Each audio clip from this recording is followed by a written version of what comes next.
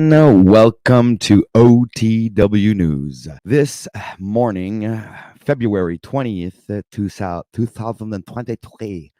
So I'm really happy to be with you guys this morning. Do we have a great show lined up for this grand rising? So, grand rising to everyone. And yeah, so we're going to go and salutes to the chat right away. We'll scroll down the chat and see who's with us. So we have Sally Sue. Good morning to you, or good and grand rising to you. And we have your one and only true myself. Hello, everybody. And we've got Red Squid's in the house. What's up, Red Squid? Nice to see you. Mark Basket's in the house. Sorry about the lateness, everyone. I snoozed this morning, and when you snooze, you lose. So, sorry about that. Okay, Mark Basket. We got Mr. Super Sidewinders in the house. Thanks for being here. Much love to you, brother. Who else do we have? Well, let's just scroll down the comments. Yeah. Right. Red Squid. Boom. All right. So we have an interesting show for you guys this morning. Of course, we're going to be talking about smoking weed and talking about a bunch of stuff. Because this is the morning show, people. So there's no real parameters that we have to follow. And, and how about a mic check, people? Mic check. Testing 1, 2. You guys hear me very well? Just want to make sure everything is all good. We got a smooth stream and everything is going nice and dandy. Yeah. All right. So we got a nice little crowd here this morning. Please make sure to hit that like button and share this out to everybody so everybody get a chance to come and hang out with the OTW News crew, which is myself. We're 3, me, myself, and I. There we go. So let's move on with this, people. Yeah. Great comments, man. I'm loving these comments. It's really cool. Peace to you, Anna Kay is in the house. Much love. All right. We got a nice crowd here this morning. Guys, the early birds. Yeah, I was supposed to be up around, I was supposed to go live about at 6. It was almost an hour and a half ago. Man, I was too tired. I snooze. I know I'm a bad dude for snoozing. I kept you guys waiting. I'm so bad. All right. I think I've gotten everybody. We're at the end of the chat right now. Right. Oh, we're not. Holy crap. I thought I was at the end. Oh, okay. Oh, let's keep on moving. AK. Justified and Ancient is in the house. Welcome to the stream. This is a nice and casual smoke weed and drink coffee and chat it up with the chat. And by the way, people, I left a link at the top of the chat, so we can chop it up right here and now. We can start the day, the conversation. I'm all in, guys. So I'm not presenting anything today. When I like to reserve my presentations for pre-recorded videos, montages, and stuff. When I go live, it's more like I like to hang with you guys, like chop it up with you dudes and dudettes, right? Oh, Jared Jaguar is in the house. Good to see you, brother. Oh, yeah. All right, Sally Sue. Now I'm starting to get close to the end of the chat. All right. Okay, people. So you know what I'm going to do right now? I'm just going to go ahead and put a little bit of background music. Yeah. To make this little stream sound a bit more, casual, guys. We got it. That made it a smooth thing, right? So we'll just see. Tell me if the music's too loud, all right, guys? Just want to make sure it's not too loud. It's like at 19. I think it's too loud. I'll bring it down to 11. Sorry, guys. So got this nice music going in the background, right? So please tell me if we got the vibe going good and the sound is not too loud. I don't want the music to overtake my voice. All right. So is everybody ready out there now? Are you guys ready? It's time to spark it up, guys. The moment has come for the Great Awakening, and it's time to spark up your doobies. 2, 1, go. Oh, yeah, that's great. Got your coffee, guys? I got my coffee. I'm ready to go. Did you know that you guys are awesome? I've got a great crowd here. Amazing. We have 12 people watching right now, so make sure to hit that like button. We are 7:41 a.m. here in Montreal, Canada, Eastern Time. And from the looks of it, the skies are gray today, so I don't know if the sun's going to be coming up. Yeah, well, I'm not a meteorologist, so I'm just saying. And the traffic on the south side of Montreal is a little clogged up, but we have, pretty fluid going down the 40 and Oh, well, that was traffic for this morning, ladies and gentlemen. Back to you, Bill. Hey, good morning, everybody.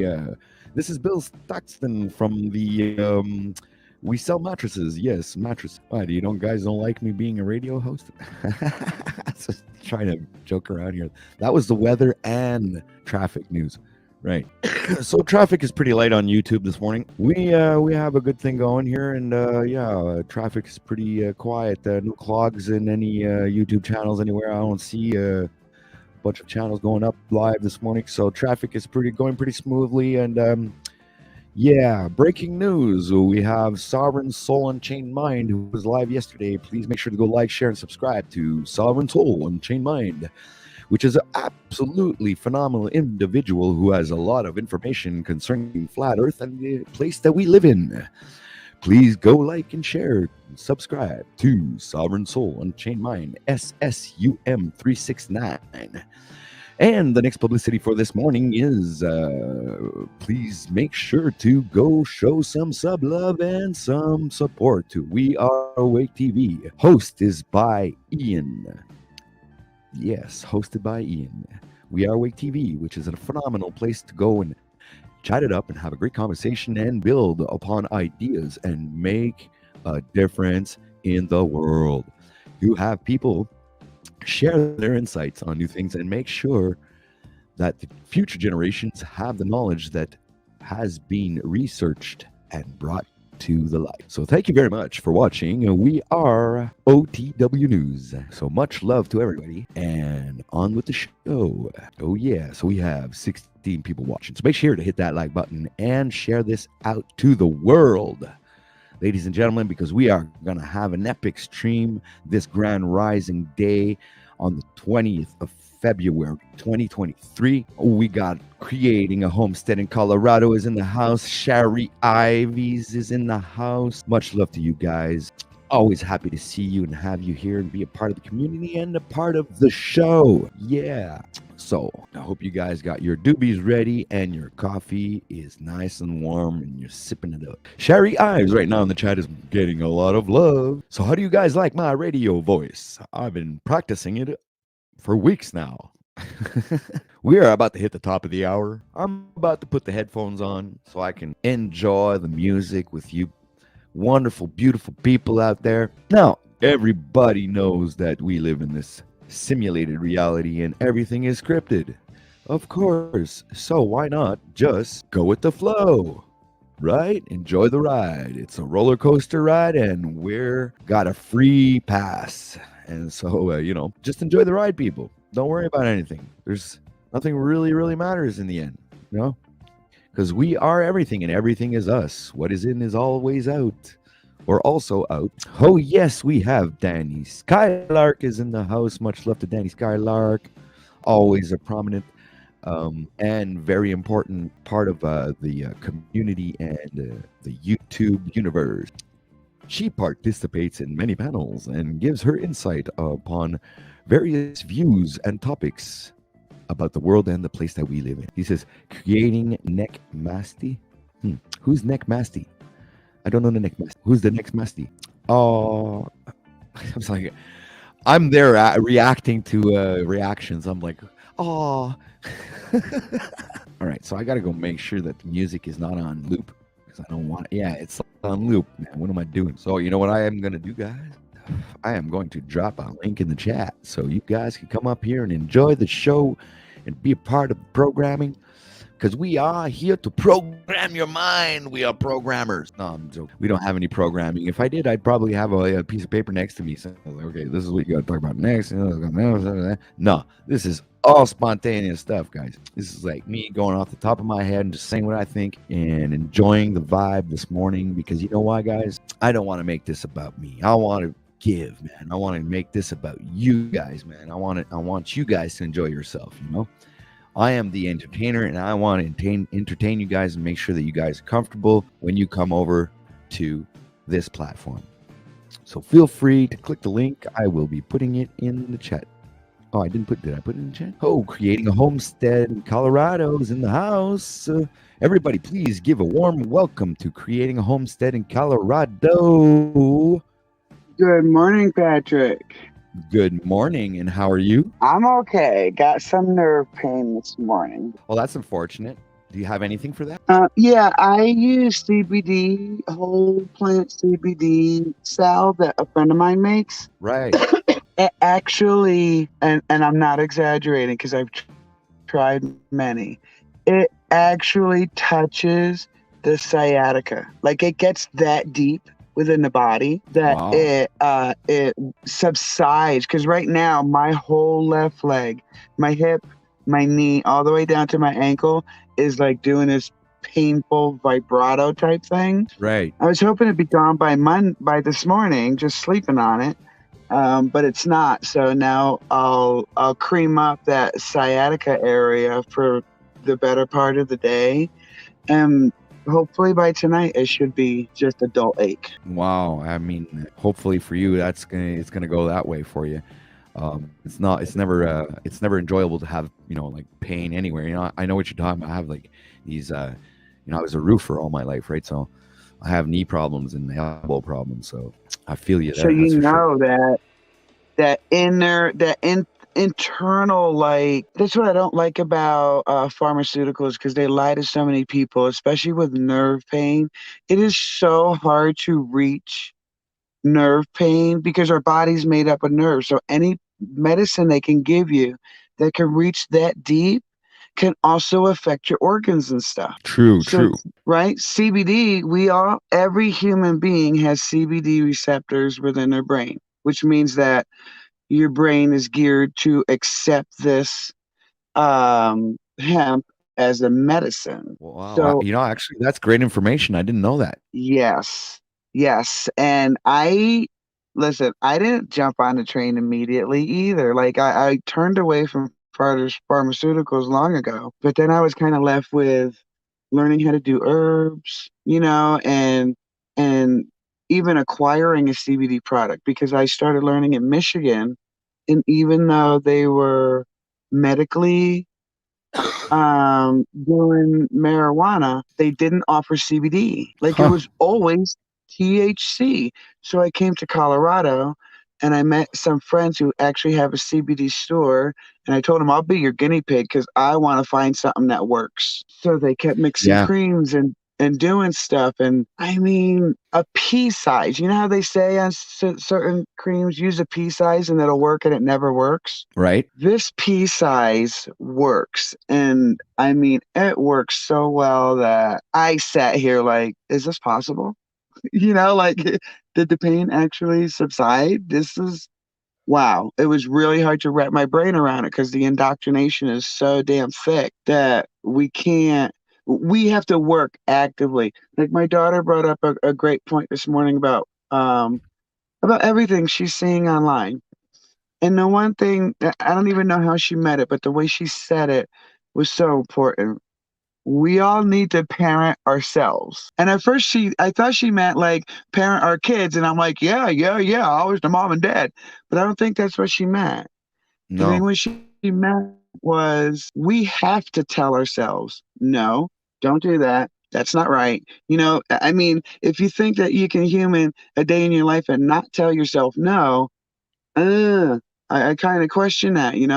It comes down to like be the example that you want others to, you don't tell them how to be the example, be that, and others will follow suit, if that's their thing, if they resonate with that, right? Exactly. And we are the only one, the front line of holding ourselves accountable. Exactly. So that's really good And advice when you think about it, because when it's time to discipline a child, um, sometimes a child will actually push back and look at you and say, "Yeah, but you do that."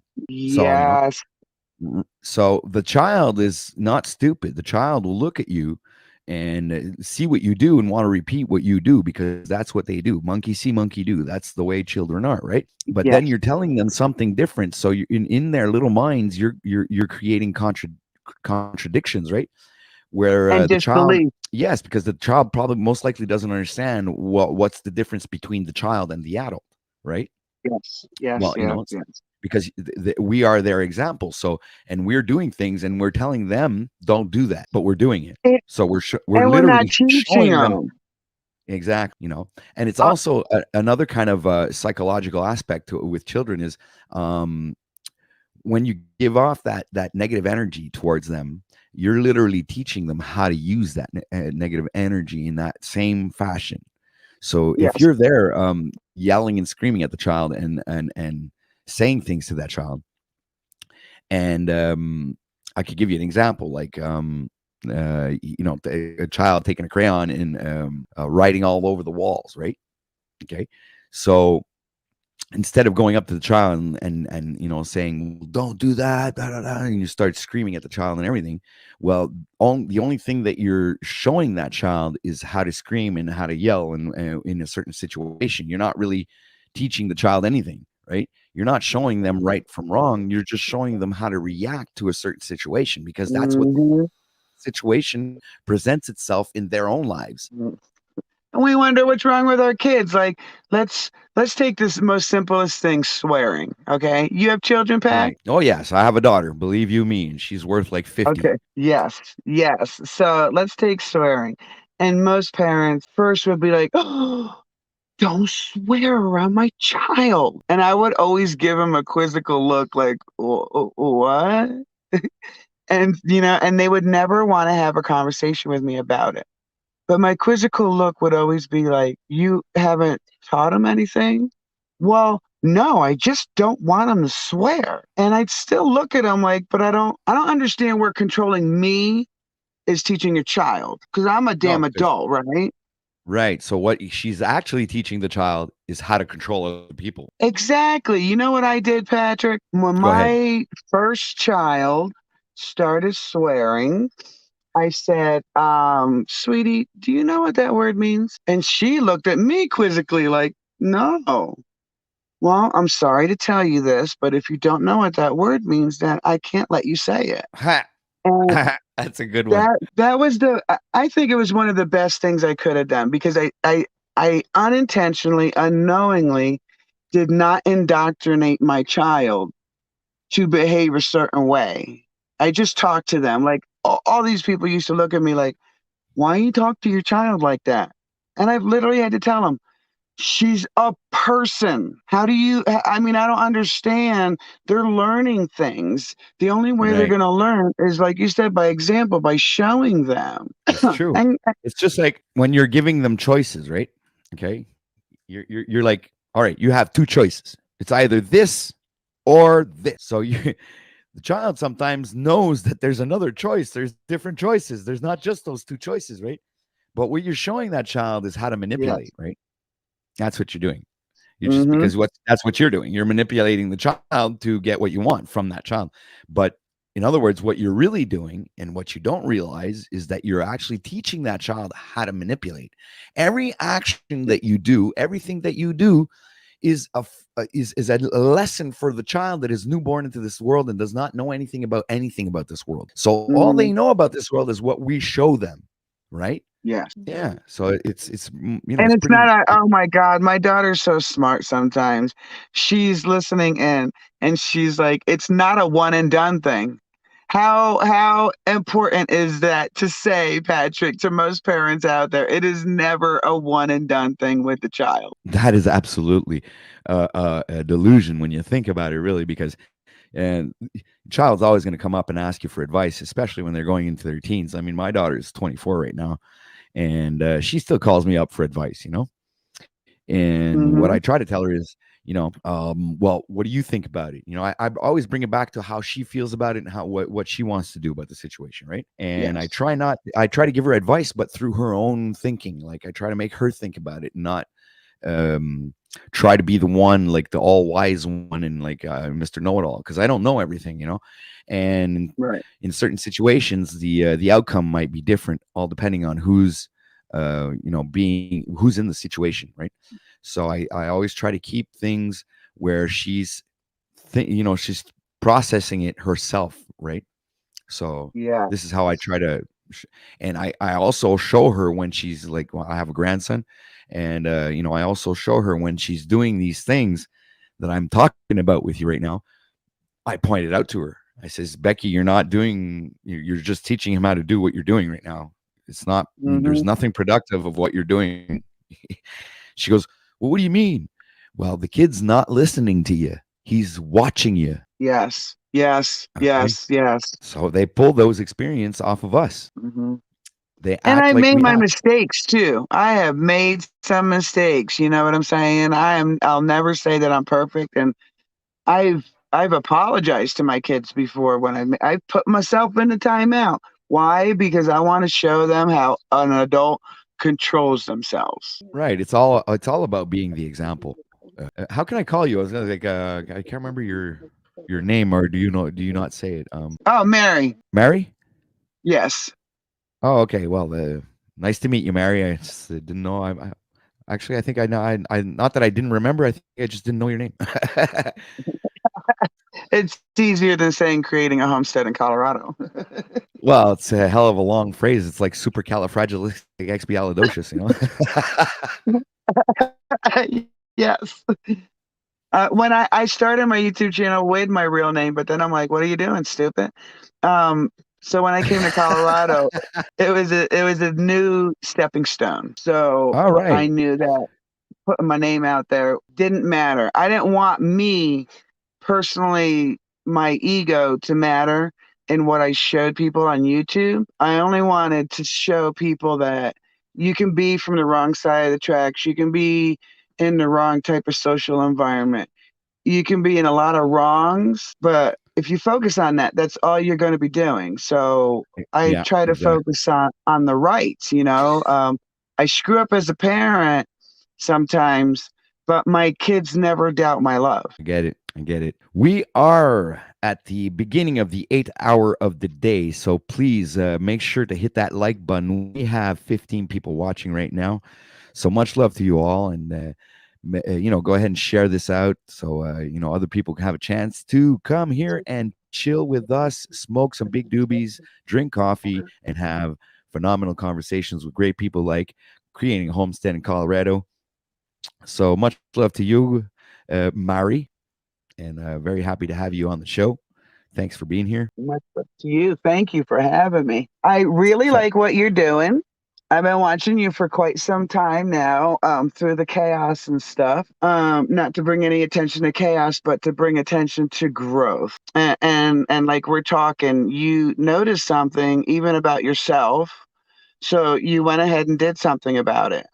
And I saw the backslack that you got, and I don't want to join in on any of their nonsense. I just like to uplift people who see something that needs to be done. They do something. They duck and weave through the trials and tribulations of starting something, right? yep. And I Oh yeah, really I like feel you. that you're maintaining who you are. Absolutely. Well, I stand firm on on the person that I am, and I went to a lot of like spiritual, like this spiritual journey, and it helped me grow spiritually, right? So it didn't necessarily give me like this keen insight where I have this intellectual aptitude to be super smart. That's not the deal. It's actually it comes from the heart. It comes from a place of love, and even if I do get angry, I never really get all out completely angry. I always have a part of me that's still in love. You know what I'm saying? Even Yeah, if I am an yeah. angry, it's like a controlled anger or something. And it's like even throughout all the insults that I could be able to say and things like that, I always control the fact I never threaten people. I'll insult them, but I won't threaten them. And I'll never say things that would incriminate me at a level where it could, go to court or something like that. You know what I'm saying? Like, Right. I still have that discernment, even if I'm angry, right? So Yeah. that means that you're still in control. When you lose control, it's like that's when you're starting to threaten people and you're going really down into your root chakra or the lowest level Hmm. possible, and you're letting the whole emotion take control of you completely, right? Yes. So that way you're Yes. you're saying things that you wouldn't even say ever, but then those things just come out. So I think it's about keeping a good tight hold on your emotions on in the sense that um well, for me, I'll speak for myself when I say that I'm gonna have to watch the areas where I get triggered, right? Right, right. Because I think those areas that where I get triggered are actually linked very closely to my own personal life. So, Yes, and it's what I think the triggering comes into things we feel passionate about too. well, yes, because, when you have, other communities coming in and causing mischief and loss, injury, and harm, especially when you're a YouTube creator and you spent money, time, effort, sweat, tears, joy. I went through every single emotion creating this channel. There's a lot of investment, and for me, it's like investing in myself because Hmm. um, more that I do that, more that I'm creating something for or a dynamic where I'm manifesting the things that I desire in my life and the things that I'm passionate about, I'm actually realizing them, right? So I'm going through this certain process where I'm getting the results that I want because I'm trying to manifest these things in my life. And by doing so, it entails spiritual growth, Hmm. Hmm. and then I get a chance to meet wonderful people, and we can ping pong our ideas and build off of that, and continue to go into the direction of spiritual growth, because for me, I think that's the main goal. This is my opinion, right? So whatever kind of materialistic aspect of this world that we have right now is not something that I focus on much. I focus more on my spiritual journey and what that implicates, right? But when you're looking at the Hmm. physical aspect of life, you're not taking anything with you. So I mean, Including every, these every feelings, right? excuse me. Including these feelings, these human construct feelings. Like once we leave the meat suit, those things that made us human are now different. Like, I hear what you're saying because I find it very important for me personally that if I am doing anything negative, I use parenting because I've been a parent for almost 31 years. If I feed the negativity within me, I'm feeding it without. So like some Absolutely. people are intentional triggerers. I don't know if that's a word, but they intentionally say things to get a rise out of others. Yeah. And you know what's funny about it is I see these techniques, and when I see these techniques, I kind of like, because I call them techniques, because I see people using the same type of mind control, brainwashing type of things or phrases that trigger people and get them to say things, and after that you can fucking uppercut that person just with what they just said, right? So I see Yes. that in a lot of psychological, almost MK Ultra like kind of programming, right? Where you're Yes. using trigger words to get people to react, right? And So hey, whatever, I'm not trying to say for anyone to do or not do anything. I'm just speaking for my own personal experience.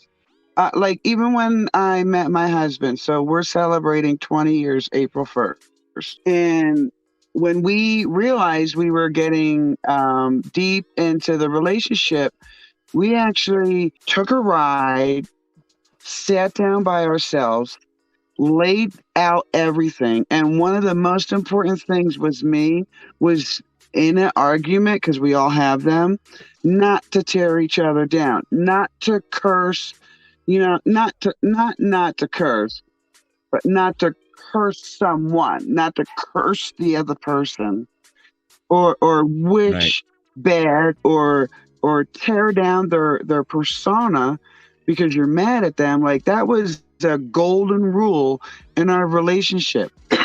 And I did notice through time that because we agreed not to tear each other down, not to go down that negative avenue, we made it 20 years. that's great. Because I Hey, don't shout believe out in to boost. Ian. Shout out Hi, to Ian Ian. from Yes, We I Are did Awake notice. TV. Hi. Much We're all love, going brother. to be challenged this way to the day is done. We're going to be challenged with different types of personalities, people who are awake at different levels. Um, some people can be awake but not willing to give up their comfort. There's all certain types of people out there. And you know what? some people I notice, like, I think they have good intentions, but they're going Hmm. about things all wrong, right? So, and Or at least and it's in the same hitting way, it's people like, the who am wrong I way. to say what? Sorry, go ahead. What'd you say? Or at least it's hitting people the wrong way, right? Right. Yeah, exactly. Because I don't know how I explain it, but these people they I were I don't know because you know what, it's just like maybe it's just me. You understand? Maybe I'm the one who's getting like it could be personal. Maybe that person's just rubbing me off the wrong way, and I'm like projecting Hmm. afterwards, right? So Hmm. so who am I to say like what's right or wrong? Like what they're doing is right or wrong. I'm not really in a Right. position to determine really what is right or wrong. Maybe they do have a bigger agenda or something behind that makes it look much more righteous, if you will, right? But Right. Right. at the Right. same Right. time, yeah. So the perception of it all depends on the person who's watching. So that the one who's looking at that what's going on is it's their choice to either decide if it's wrong or not for them. Right. Like I had someone question me the other day, and I simply just said, they being whoever we're talking about, have a very specific genre that I don't care about. Not that I don't care about, but that it doesn't suit me. So like country music doesn't always suit me. I listen to some country songs, but as a whole, the genre doesn't suit me. So you're not gonna find me in like a country music marathon. Exactly. And people don't understand, and maybe they don't have that skill yet, Patrick. Maybe we're not understanding because we have acquired the skill to be able to step away from stuff like that. Well, I think I We have honestly. I've shown it actually. I have taken a step back, few days, did a lot of analyzing, and decided I went step by step. Right, I didn't go all out and freakazoid and freaking go and open up panels and start doing the same thing as them, which is actually something I thought about. I literally thought about starting up a channel and doing exactly the same thing as they were doing, but to them. But after I right. just changed my mind, it's like forget it. That's a waste of time, waste of energy, and it's not the goal. It's like this is my point on being YouTube was to be able to share my passion about the things that I love in life and that I like doing, and broadcasting is one of them. Creating content, making videos Hmm. is also a part of that. Making music. I'm a full fledged artist, right? That's how I am. Right. I draw. I play music. I like acting. I like dressing up. I like doing the whole artistic thing. It's my thing. That's what I love. That's what I would do. I would have loved to have become an actor, but that changed when I Hmm. discovered what they were all about. Right. Right. you Right. know, Right. Right. Exactly. Yes. Yes. Because we all wake up at our own pace about this world we live in. But you're right. You described a couple different scenarios where you're like, "Oh, that's cool." Oh, oh, no. So it has its glamour, but if you're not in tune with yourself, you're selling a part of yourself to do that, right? Wouldn't you agree? there you go. It's literally selling your soul. You're literally Yes. selling your soul because once you do that, then you are in the world, right? Or you're Hmm. of the world. That's what I meant. Of Okay. the world, And the yes. goal, I think, is yes, to be in the world. That means you can profit of every materialistic thing that you have around you because it's like a tool. Everything is has its use. But Mhm. right. So where was I getting at with Well, the minute you become of the world, you've lost a part of yourself. exactly? You can no longer create a separation between being in the world and of the world, right? So my Exactly, focus is yes, because you're on the party's on I'm the other side. Go ahead. participating. Yeah, so I'm participating in the world. I'm in the world because I use everything in this world, and everything is a part of a part of myself or an extension of myself. And but I am not of the world. So that means that I'm Right. not born or indoctrinated into the system. I live outside the system, but use the system as a tool Mhm. to progress and evolve through this life, this timeline, this life period that we. Exactly, and I'm glad you did what you did because we need more people, and I'm not sexist, but we do need more men really delving into this side of thinking. I, I would love, in college, I could have been a debater. I could have been a lawyer. And after thinking about what the job entailed, really, I decided against it because we don't all accept all the things we need to. So, like, when I come out of my parents' house and I saw society, I was like, whoop, don't know if I want to join that. And I would step back because I didn't know all the parameters of this quote unquote society I was looking at after coming out of my parents' situation. Excuse me. So it actually gave me a benefit. So I quickly didn't become of the world like a typical victim would have. I stepped back because I didn't like what I was seeing. And I knew I didn't want to be part of my parents' crap. But at that same moment, I knew I didn't want to join this thing called society because I knew something was wrong with it and I couldn't put my finger on it as a child. All right, so we is exactly 8:18 a.m. on February 20th, 2023. Everybody, there's 18 people watching right now. Make sure to hit that like button, share this out to everybody, and please don't hesitate. If you guys want to join in on the conversation, you have things that you would like to share with us, well, go ahead and click the link. I am going to share it in the chat right now, and it is also at the top of the live chat. We're pinned directly at the top. So, guys, feel free to click the link and come and join the conversation. We're having a great time, aren't we, Mary? Yes, we are. Hotboxing is my daughter. She's in chat. All right. So, shout out to your daughter. Hi. Hello. Oh, wrong hand. She's Hello. pretty intuitive with her thought. And thank you, Danny. I am just such a proud mom. Not for me, not because I did something right. Okay, so I do walk in faith every day, all day. I walk like physically because I had faith. So like it's inert within me that my being is alive today because of the faith I walked with. Because when you walk with a faith, not a religion, it's way different, and it's a part of you, and it helps you become in tune with like that sixth sense, that third eye kind of thing. Yeah. So when people say, wow, your child behaves so well, I'm like, thank you, but thank God too, okay? And they would look at me super funny, and I'm like, I'm just an abused child trying to be a survivor.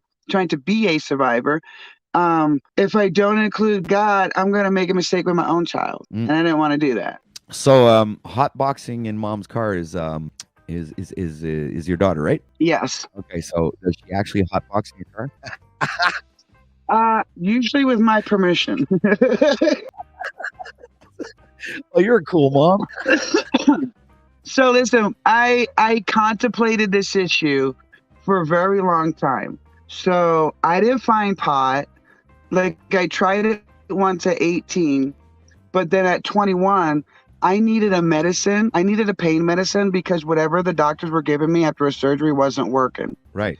So my girlfriend's like, here, try this. And that's when I used pot for the first time for medicine. So from that point on, because I was really supposed to become an officer so I could be a child abuse investigator. Like that was my goal because of what I grew up with, right? Right. So then I found pot at 21 and I thought, how I can't mesh this law enforcement with my medicine. That's something I can't do in society. So how am I going to explain it to my children? Because they are getting indoctrinated into society. So I need to unindoctrinate them at home, right? Right. So 2010, I got breast cancer. Cancer in each breast, 2 different cancers. And they wanted me on all sorts of medicine. And I mean, medicine that made me faint on hot wood stoves, that made me faint going down the stairs. Like, I think I cracked my neck one time on one fainting, and that was my near-death experience because I had fainted falling back onto a hard countertop. And when the doctor saw the x-ray, he immediately put a neck brace on me. Oh, my God. So all these years I've had these thoughts. So when I got cancer. I took all the medicines they had me on from beginning to end. It was like 5 or 6 pill bottles. And Right. it was mainly pain, muscle relaxants to help my body process the surgery. So I put that on one side and I made an equal sign with pencils and I put marijuana on the other side. And I help my children understand that this is the way pharmaceuticals deal with pain and discomfort. And this is the way mommy deals with pain, or God, actually, Mother Nature deals with pain and comfort. Because it's the plant, is was my point with the children, is the plant took care of this man-made medicine. Wow. That's awesome. All right, guys. So what we're gonna do is, do you mind sticking around with me? I'm just gonna take a small 5 minute break. We're gonna put a little bit of music on for. We're heading into the half hour of the 8th hour of the day. So everybody, please bear with us. I will be right back. We have a small little interlude music, and after that, we'll go continue with the show. So please bear with me for a moment, and And I'll be here. I'll just mute while you're doing that. all right. All right. Well, thank you very much. Much obliged. Waiting for them in their stupid commercials. All right. So let's share our screen. We have 15 people watching right now. Please make sure to hit that like button. Share this out to the world. It is presently 8:24 a.m. here in Montreal, Canada. Much love to the chat and everybody who's watching right now. We have a little treat for you coming in a few minutes, not even maybe a couple of seconds. So this will be a small musical interlude, and we'll be right back after these messages, ladies and gentlemen. So there we go. Hey, sorry guys, haven't done a video in a while. Felt like doing one real quick. Please like, share, and subscribe if you like my content, and you all watch like and open and back track. Like.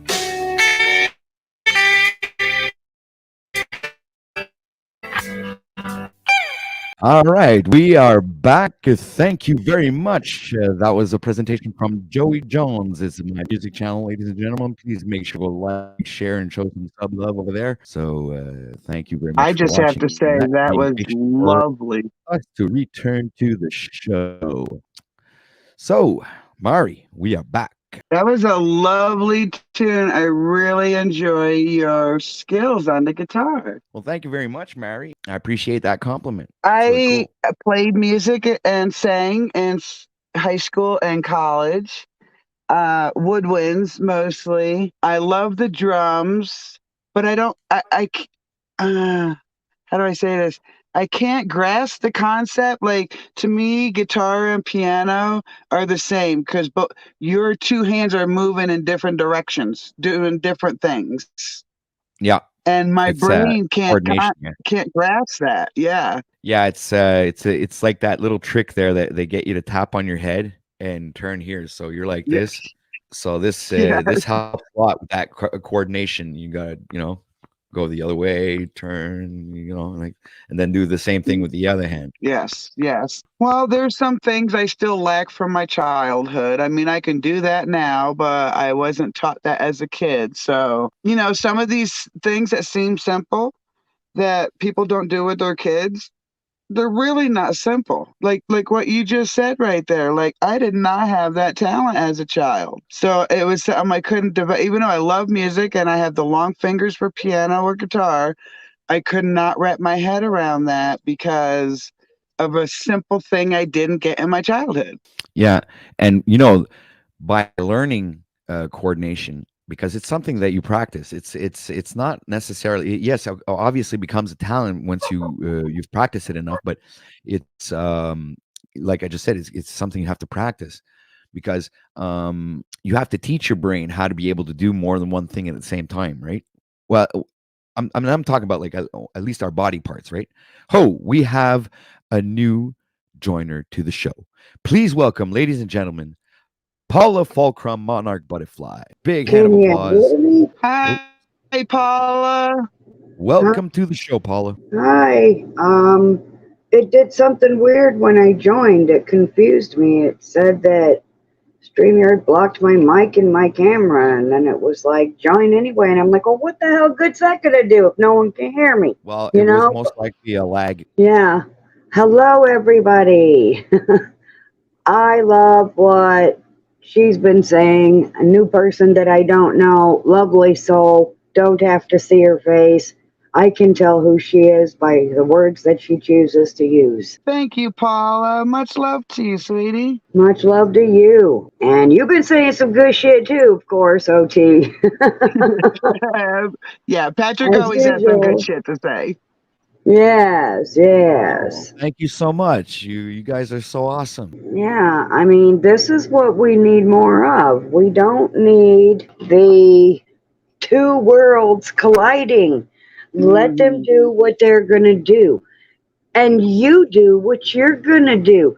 We all have a part to play, no matter if we like their part or they like our part. We still all have a part to play. We can't let these distractions distract us. Amen. I believe so. Amen. Yeah, amen to that. I agree with that absolutely. And you know what I've also been learning through the through my astrological research is that what I'm starting to believe firmly is that we're in a scripted reality, and this is a literal uh, God-given simulation. And once we get past that, once we get past our ego and we understand that we're here just to experience life, right? And to Hmm. experience the experiences that we're going to have is just some sort of a roller coaster ride. And once you've accepted that and you've gone past the ego, the ride is a great ride. It has to Yeah. be, because Yes. you're there to enjoy yourself and not be a victim of this reality, but more or less a witness. You understand? Yeah, a witness to watch how things were, what they are now, and by the choices that we make, what it will become. And in my mind it just hit me. How do we all know that this is in our history class? You know what? Right. Li- That's a freaking good way of seeing I, that there. yes. I mean, Bob Marley says it, and I think some of his sons. If you don't know where you've been, how do you know where you're going? Hmm. Well, how do you know where you are? Or Yeah. are. Yeah. And Yes. I think if we're going to argue about the history that has been played before us, including the manipulation, like I'm talking true history, right? The truth of it. Yes. We're just human beings, and if we don't freaking learn while we're here, we damn ourselves to repeat it. Not other people don't damn you to repeat it. Like people think Mm. that you God damn you. That is not possible. Like people damn themselves by by eating up what's going on, by feeding into what's going on, by just seeing the negative side instead of saying, hey, what can I learn? I am dancing over Um, here. Holy crap. Yes. Yes. Yes, because as soon as you start to Ah. understand that the journey is about learning and growing and evolving, spiritually mostly, I think, because physically evolving physically doesn't really have any pertinence when it comes to spirituality, right? About mhm. except for the fact that you got to stay healthy, to keep the temple healthy for the soul to to flourish in its growth. But besides that, I mean, like this physical tangible reality that we will call life is not anything that we can necessarily control, because we don't have any control over anything. And you know what the beautiful thing about what I think this reality is it most likely is scripted, and that we Mhm. are in a simulation. But what's the beautiful part about it is once you've learned the art of manifestation, the this reality will adjust itself to your heart's desires, what you focus It's on. scripted yet pliable. Yes, because the Mandela Yeah, effect that's what I was proves going to say. that Yeah. with beyond a shadow of a doubt. The Mandela effect proves it, because it proves that this reality is malleable, and it's not stationary and fixed. It changes. So, in my opinion, what that means is that even though this is a scripted reality, we still have what we would call freedom of choice. But there's Yes. it's that freedom of choice is kind of connected to a box, right? Where um it can only manifest itself. Freedom of choice can only manifest itself through your own desires, through your own focus, what you focus on. So what you become, what Wouldn't you it, focus on. not to interrupt you, Patrick, but wouldn't it be your You're good. willingness too? Yeah, Well, Matt, free I will, think that you willingness. can't will things into existence. I don't Well, think it no, has I a. don't mean like that. No, I don't yeah. mean like that. So many people make plans in their life without the consideration of the path laid before them. So that's what I mean by will. Like, do they not Oh, like okay. their path, so they're going to make their own path? So they absolutely lose everything on this path. If they were willing to walk, everything would have been achieved and obtained if they hadn't made their own plans. Yeah, well, hey, and now I'm thinking of a Bible scripture, and it's not worded exactly like this, it's paraphrased, but it still stands. If you want to make God laugh, tell him what your plans are. Yes. So as I was Yeah. talking this with I think it was hold on, I can't remember. That doesn't really matter. I was talking this with someone, and was saying to manifest things in your life, you have to love them into existence, right? Yes. If you really want Absolutely. the results that you desire, you literally, the secret to the recipe is love. So Yes. if you really want to manifest things into existence, you have to love them into existence. You have to I have already an believe that it's example of that. yeah. Can I give you an example of that? Oh yes, Of please do. course. Okay, so back in May, we had our first litter of puppies, intentional. We had 10 live births, 2 passed during birth. And these are our investment for our land. So we live on 40 acres. We need protection from wildlife, from free range cows, from people. So we got 2 dogs that we liked their personality together and mated them. And so we're at like the 4-month mark. We're starting to bring them outside, show them like what their jobs could be, the outside world, potty training them, stuff like that, what the valley is, where they can go. And in the midst of this training, 2 of our dogs, Tonka and AJ, ran into a rattlesnake. One got bit like right on the chest, and the other got bit on his arm. So we're going through this. We use herbs to help our babies. So we're giving them herbs, we're doing everything we're supposed to. In the meantime, another dog, another puppy, must have come across some coyote scat or some cat scat and got a virus. And we're Oh, dealing with now a rattlesnake. And now whatever this virus is contagious. So it's like a parvovirus in puppies. So we have one very near death. Like we're using droppers to put fluid into their mouth. And my daughter's so upset. She picked 2 dogs of the puppies that she wanted to keep herself. This was one of them. And I explained to her, I'm like, you know what? Whatever happens, you want any memory that she has of you to be love. So whether you're loving her into existence or you're loving her into the next realm, you really want that transition to be with love, not with Yeah. pain or tears or angst. And we've not, thank you, Lord above, lost anyone, not due to rattlesnake, not due to virus, because that wasn't the first virus. Then we had 11 more puppies after that. The mommy did not want to feed them anymore. So she ate food outside that we had thrown away in trash that was bad. And she brought it, she ate it, she went inside to feed the babies and then threw up all the bad food in the baby cage. So she was like trying to wean them off of her. Well, it was bad food. It made her sick and it made all 11 babies sick. So we had to Wow. go through the nursing, the herbs. Like it took like 2 weeks to get them to start gaining weight. And I don't intend on keeping any of these 11. But instead of me, I was getting upset. Like, Daisy, how could you? As a mom, I was getting upset. How could you do that? But I realized I was pushing it on the babies. So instead, I changed it like, okay, here we go. Here's another meal. Let me change all your stuff. Let me make you all dry. And they live. So the intention of love is, to me, has been proven over and over and over again, as well as with the intention of hate or the intention of tear down or the intention to destroy. So that was just my proof story. I'm gonna cough a second and drink something to clear my throat. Wow, that was beautiful. I got all choked That's a up. great Man. story. Yeah. Yeah, awesome.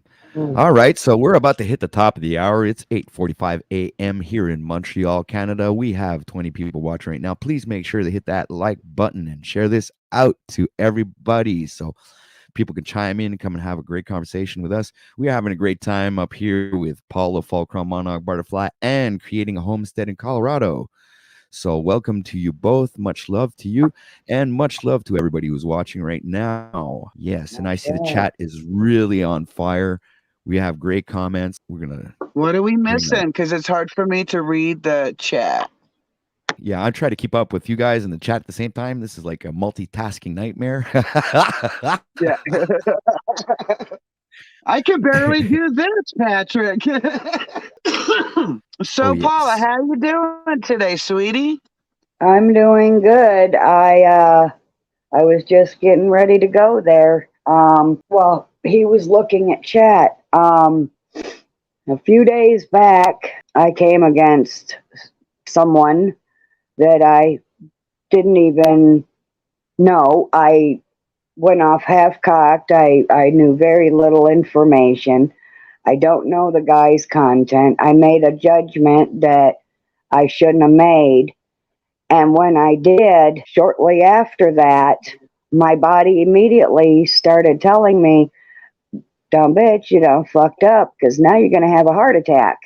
It wasn't so serious. I had to go to the hospital, thank God. It was just enough to warn me that I just did not use my heart for what my heart was created for. I'm a mediator according to my astrology. I have good judgment, and that's why I'm a mediator, but I'm no judge. God is the judge. And Correct. Yes. yes, as I was having the heart attack on the second day, I started getting a message to let not your heart be troubled or hardened. And I was so weepy for hours, just hours. I couldn't stop crying. Even if I wasn't crying, tears were still rolling down out of my eyes. Mm. And then a saying came to me that I'm saying on every channel, that what I said to the person was, you're a narcissistic psychopath. But what I meant to say was, I love you. Mhm. Because I struggle with that too, Paula. I really do struggle with that too. Yeah. yeah, and still saying it, you know, on all the other channels, I still get choked up because that is my true heart. That's who I really am. That's the So, mark we all keep getting pushed off of, right? yes, we cannot get pushed off our mark. No, we cannot. That is dangerous territory, slippery slope. And as soon as I went and wrote out an apology to the person that I attacked, I'm not kidding, y'all. I'm not even kidding. As soon as I did, about 5 minutes later, I had to go back and edit the comment and add that my heart started to feel better, like almost immediately within 5 minutes. Yeah, Wow. the weight of your own heart was you putting it upon yourself. Isn't that crazy?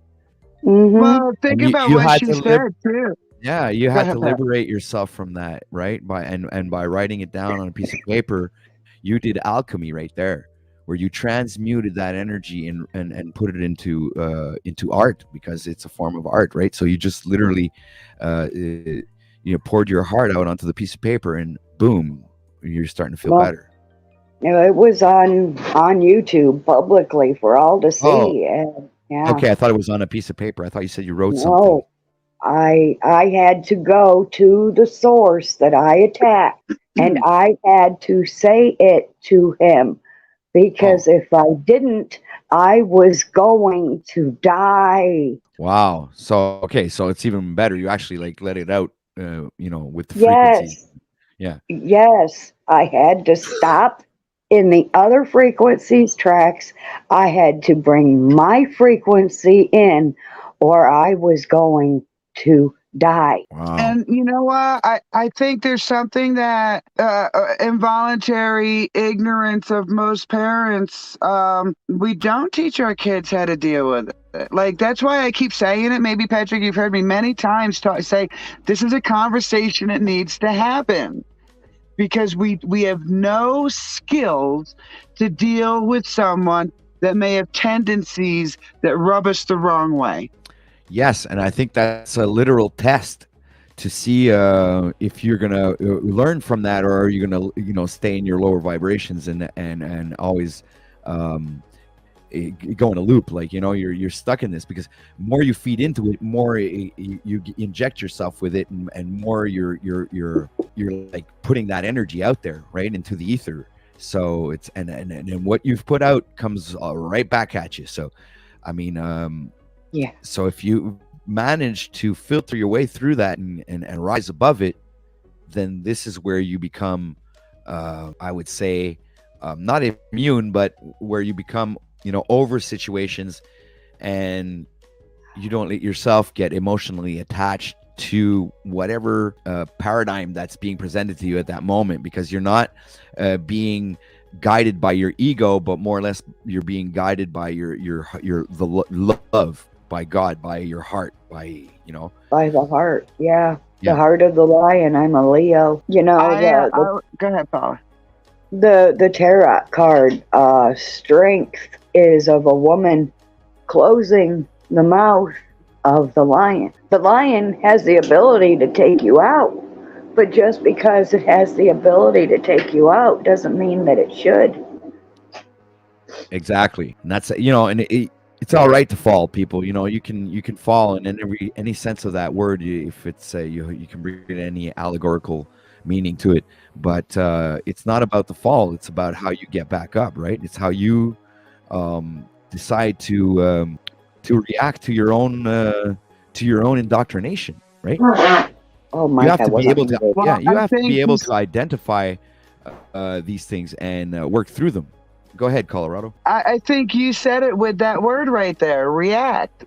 One of the things I learned, okay, so just real quick and ugly version. I grew up in a violent bubble for 15 years.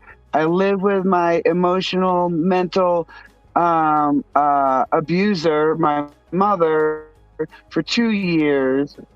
But in the 3 years after that, I realized I didn't know crap, and I put myself in college because I realized I literally was missing very important information. So I put myself in college, and one of the first classes I picked was personal psychology, because I knew there weren't connections being made. There wasn't information at first, but then there wasn't connections. So I took personal psychology to learn about myself.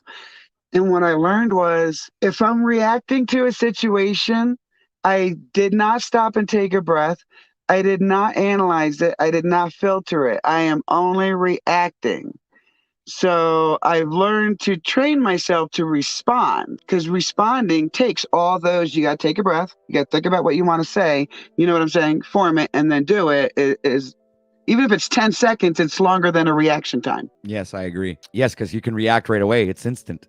You can there's no filter. Think before you speak. Yes, I took psychology too. Yeah. My aunt used to tell me when I was a child, she used to say, turn your tongue 7 times in your mouth before speaking. But that's impossible. You can't do that. So you can be there trying to twist your tongue for hours. You can be literally there trying to twist your tongue for hours, and you'll never say a word. Exactly. Keep them busy so they don't say the wrong thing. Yeah.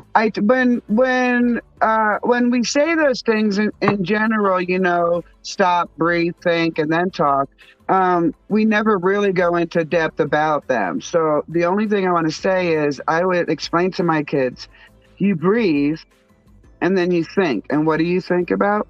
You put your response through some filters.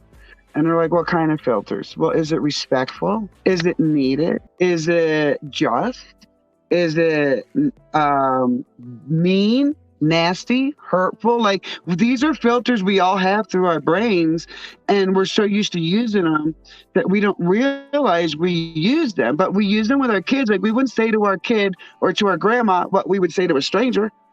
So we use them every single day, but we fail to be acutely aware and invested in the process. Like some people do react. They just say what comes off the top of their head, but they want us to believe they're invested in the process. But those two things contradict themselves. Yes, absolutely. I absolutely agree with you. That's true. I couldn't have better said it myself. Oh, and we have I'd Pale like Horse to- Rider in the house. Shout out to you, my brother or sister. Rider. Hello. And you never know if it's a brother, I think. Man, those icons are really small. I can't see anything. Hold on, let me bring him up. I think it's a guy. Sorry about that. I don't want to insult anybody. All right, so it's a Mister. So thank you for joining us in this beautiful Monday Grand Rising with OTW News, and we have on panel Miss Paula Monarch Butterfly and creating a homestead in Colorado. We are about to hit the top of the hour. It is going to be 9 a.m. here in Montreal, Canada, in about 4 minutes. So we have 21 people watching right now. Please make sure to hit that like button and share this out so we can get some great people in here to join in on the conversation that we are already having. So much love to everyone who's watching, and much love to everybody in the chat. Peace to you. All right. Yeah, I also want to say again that I've been teaching people on my channel and in my life for several years that if you take in a lie as though it's true, it will literally poison you and make you sick. So, but also the same is true for stepping out of your character. Mm-hmm. Right. It will make you sick. And I think God reminded me of that it's exactly the same as taking a lie in as though it's true. If you step out of your character, that can take you out too. And I got to say, OT, I like you a lot better when you're in this vibe. Well, thank you very much there, Paula. I like myself better in this vibe too. Yeah. We all have As two much as we want to vibes. help everyone, we have to remember we can't help everyone. No, that's right. And if you can't help them, then they're in God's hands, and there's nothing we can do about it. Only God. Yeah. Shout out to Mark Right, Trom in the and house. we could pray. Thanks for being here, buddy. We could pray all day long, but if the person doesn't want to do anything about it, we have to be okay with it. Yeah. Yeah. Because that's their choice, right? Yeah, it's Right. their path.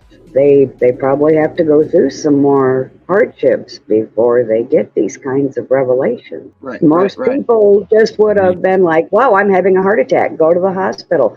They wouldn't sit there and check themselves and go, wow, you recently stepped out of your character, dumbass. Maybe you should try and fucking fix that shit and see if that helps you before going to the hospital.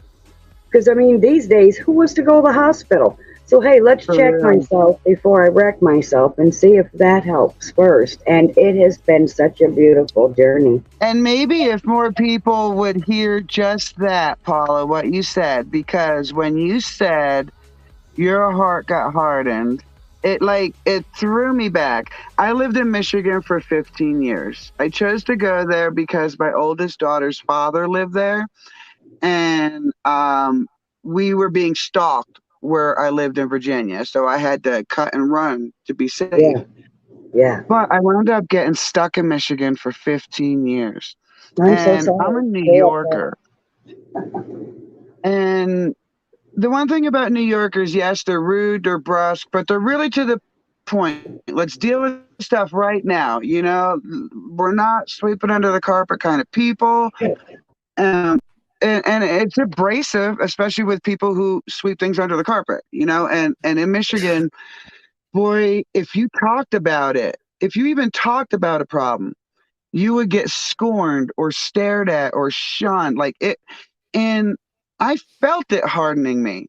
And I would tell my husband every day that we're there, man, I wish we could figure out how to get out of here. I knew it was already in the plan, but I didn't want to steer my whole life around an idea. Okay, so I still wanted to just walk my path, the path that was laid out for me willingly, voluntarily. So, but it sucked. It sucked being in Michigan for 15 years. But as soon as you said that word, hardened my heart, Yeah. I was like, oh my God, because I would get heart palpitations. For the last 5 years, I had heart palpitations in Michigan, and I couldn't Yeah. figure out why. I had a good diet, I exercised, I did everything right. I was only in my early 40s. The heck is going on? And Right. so I started thinking in my brain, okay, I started thinking in society's point, let me put that disclosure in there. And I started thinking, okay, there's probably hardening on my artery. I need to think about my body being healthy and chipping away at that hardness and chipping away at that hardness so that it does not take my life, because I don't want hardness to take my life. And I'd been doing it, but unbeknownst to me, what I had also been doing at the same time is dealing with a lot of negativity. And I don't mean like evil negativity, like I moved to a state with a completely different environment. And we all had culture shock for a good year just moving here. So that kind of weirdness that takes away from your life. I was dealing with that type of stuff also. But I was changing my brain. So Yeah. I knew about the culture shock and stuff. I know I had PTSD after the 12th surgery, not from my past, but after the 12th surgery, I woke up with this PTSD nonsense, and I didn't know how to deal with it. I never had this. Maybe the way psychology would say, I probably had underlying symptoms of PTSD from my childhood, but it didn't like full-fledged come out until the 12th surgery I had. I didn't know how to deal Yeah. with it. So Wow. I was working on it, working on myself, because I'm getting irritable in my family. I have a special needs son. I can't be irritable with him.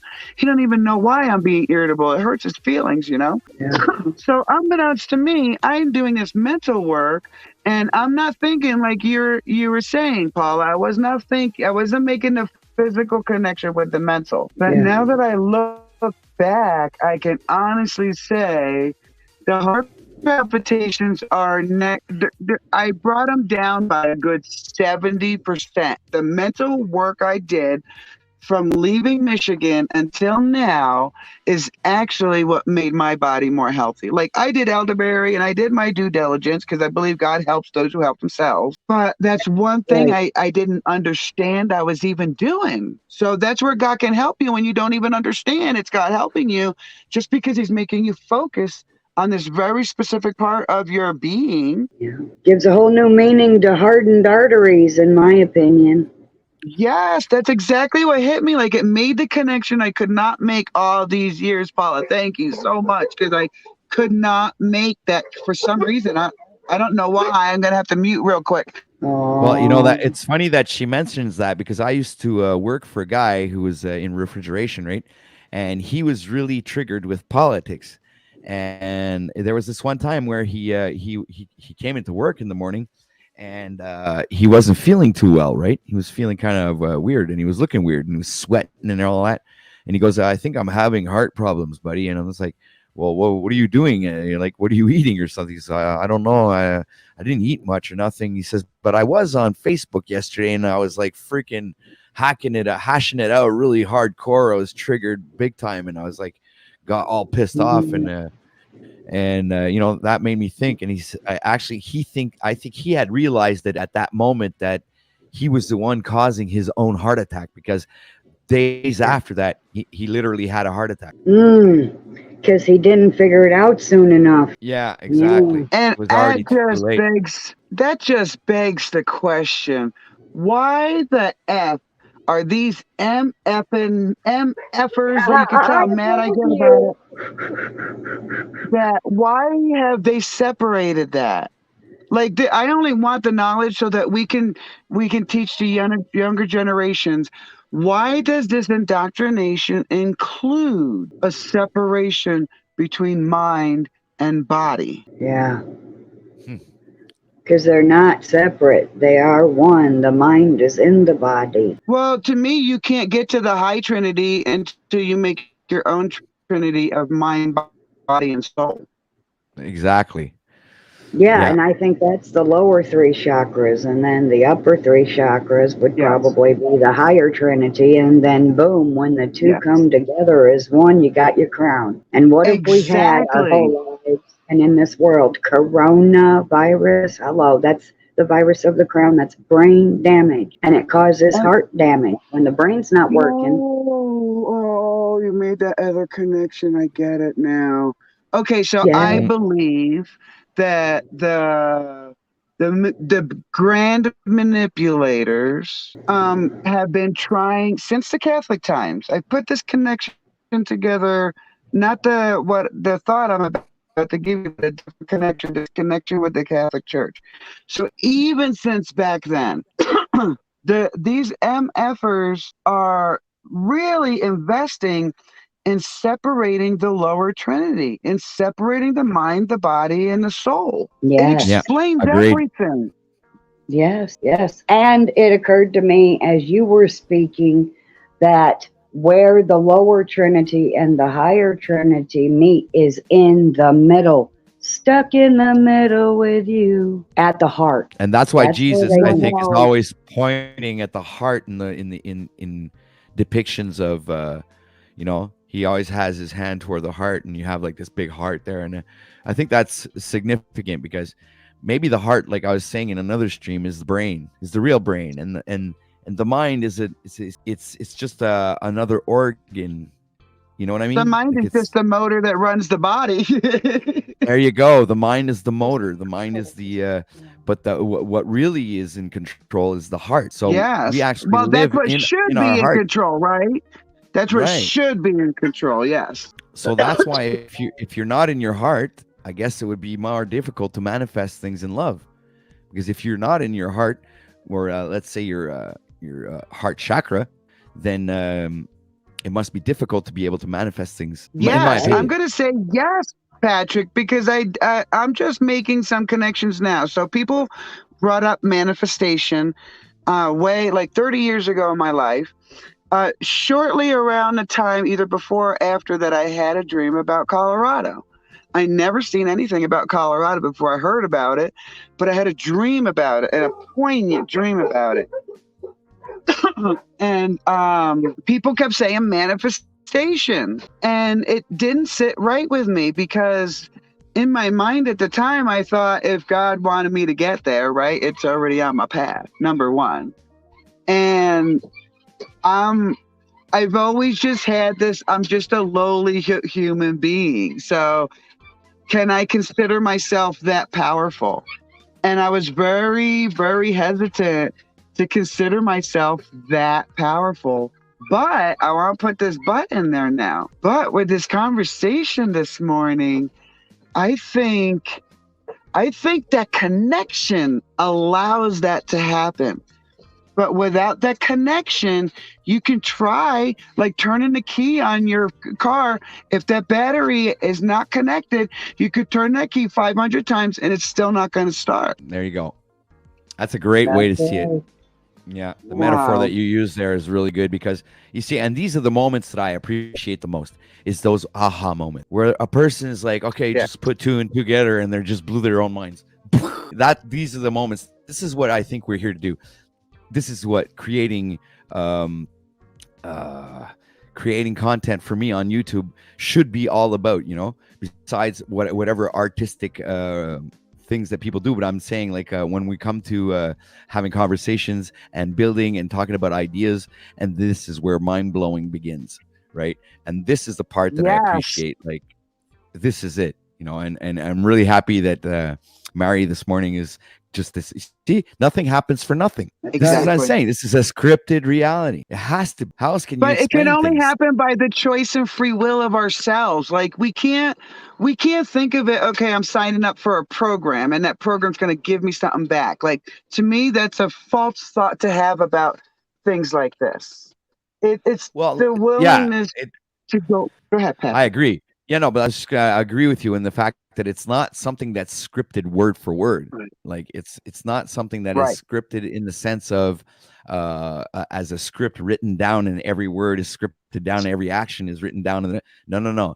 It's the way that the interactions are made, how we connect with each other, how when you're thinking about somebody and all of a sudden that person calls you, it's the sense that this reality is scripted because I think that events and people and are put into places in certain situations divinely. You understand that we do not have an absolute control over the reality that we live in, and that it's most likely a higher, much greater entity is pulling the strings, right? And like I was saying before, we're here to enjoy the ride. And as soon as we realize that there's no need for us to have any control, that everything is good, it's all good, right? That that's when you begin your journey, right? That's when you start really, because I keep saying it and I push it more and more, is you become what you focus on. Yes, Not you become just what you focus. that. I think that's very important. Apps, I think it's so important because here's what people don't, and by people, I mean myself. So don't ever get me confused. I mean myself too, okay? They don't always maintain a conscious awareness of the decisions. Like let me put it this way. So in their mind, when they decide to take the job, they've weighed the pros and cons that they think matter. They didn't open up the whole spectrum of things to see what the consequences could be. So I'll put it to you this way. In my mind, in God's plan, I was meant to get to Colorado, but my choices made it so I'm not rich and snobby and ignorant. I'm not unexpectedly homeless and unaware. I'm definitely somewhere in the middle, right? And it's because of the choices. It's because I wouldn't sell my soul for certain things. It's because I prioritize things. It's because I love God and I pray He loves me. And these things are brought with me. And without understanding the depth of the consequences of not all decisions, I'll run my hands through my hair. There really ain't no consequence to that, right? But real life things, real how we treat each other, how we allow ourselves to think about one another or situations. It's those things. Maybe I'm wrong. Maybe I'm just talking out of my ass. No, God I think does love you're you. You right. don't have to wonder. He hopes that all turn from their ways and come to the truth, though. And He loves us all no matter how wretched we are. Yeah, yeah. It's like a this. You got to think of it this way. God, it's always yes, right? It's always yes with God. It's either yes, wait, or no. Actually, I think it's always yes. And I'll give you an example, right? It's like when you're thinking in your mind, like, I'm gonna miss the bus. God says yes. Oh, I'm gonna be late for class. God says yes. You understand? He agrees with everything that you want. Yeah. Okay, so whatever you say or whatever you imagine for yourself, God is giving it to you, because ask and ye shall receive. But that is it also means that it could be negative or positive. Whatever affirmations that you say will have the impact on your life. So if you're saying, well, look, I'm gonna have a fucking great day today, and I'm gonna be freaking in good mood, and there's gonna be abundance and love and friendship and everything. Man, God is like, oh yeah, yeah, yeah. It's like you're gonna get Yes. that. Yes. Yeah, and it's the same thing if you're putting negative affirmations towards your being. Could it be Yes. anything? I'm going to the dentist today. Ah, Jesus, I hate going to the dentist. It's gonna be a horrible experience. Yes. If that's what you want, that's what's gonna happen. Yeah, you're gonna have a horrible experience. But if you're telling yourself, it's all about also the words that we use. It's like using the word can't. It disempowers you, right? Yeah. So you have the way you should use the words is more like won't. Instead of saying I can't, which Yes. disempowers you, this is I won't, because that's empowering. You're keeping your power. It's like I won't do that, and I won't be in a bad mood. I won't. Yes. So yeah. Scripture says, hold every thought captive. So I want you to picture it the way I picture it, because for me it works and it might work for you too. Not every thought is from God or from you. So take every thought captive to me means jump through the air and just throw your arms around that thing, mug it to the floor and be like, you don't belong here, thought, get out. Right, absolutely. Like when I people ask me like what I plan to do when I got here to Colorado, and I had no anticipatory thoughts. Like I knew I was on a journey meant for me to get here how I got here, and shoot, I should have been on top of the world, guys. This is the weird thing about mental health. I should have been on top of the world. I come from the wrong side of the tracks in New York, like I was never meant to go to big grand places, and here I find myself in Colorado, and the PTSD, clashed with the culture shock, and I couldn't feel it. Like I literally could not feel the happiness. I literally went and got a mental health advisor because I thought I'm going downhill fast if I can't feel my own happiness. I was so creeped out. But what was happening was birthing pain. Yes. Because I was becoming someone new. I didn't know what God had for me. That was in the plan, but like 10 years down the road. So I'm off grid water wise, Right. I'm off grid electric wise. Any kind of resources I need or have to acquire, they come under our own blood, sweat, and tears. I had no idea this is what was coming to me. And there are times I still falter in the job that I do. But I feel like if I'd have made my decisions in my life in the way of greed or any of those negative things, then I wouldn't have what I have now. Because there's problems at both ends of the spectrum when you swing that pendulum really wide. You could have rich people problems, you could have really, really poor people problems, right? Yep. And I was not trying to shoot for either of those.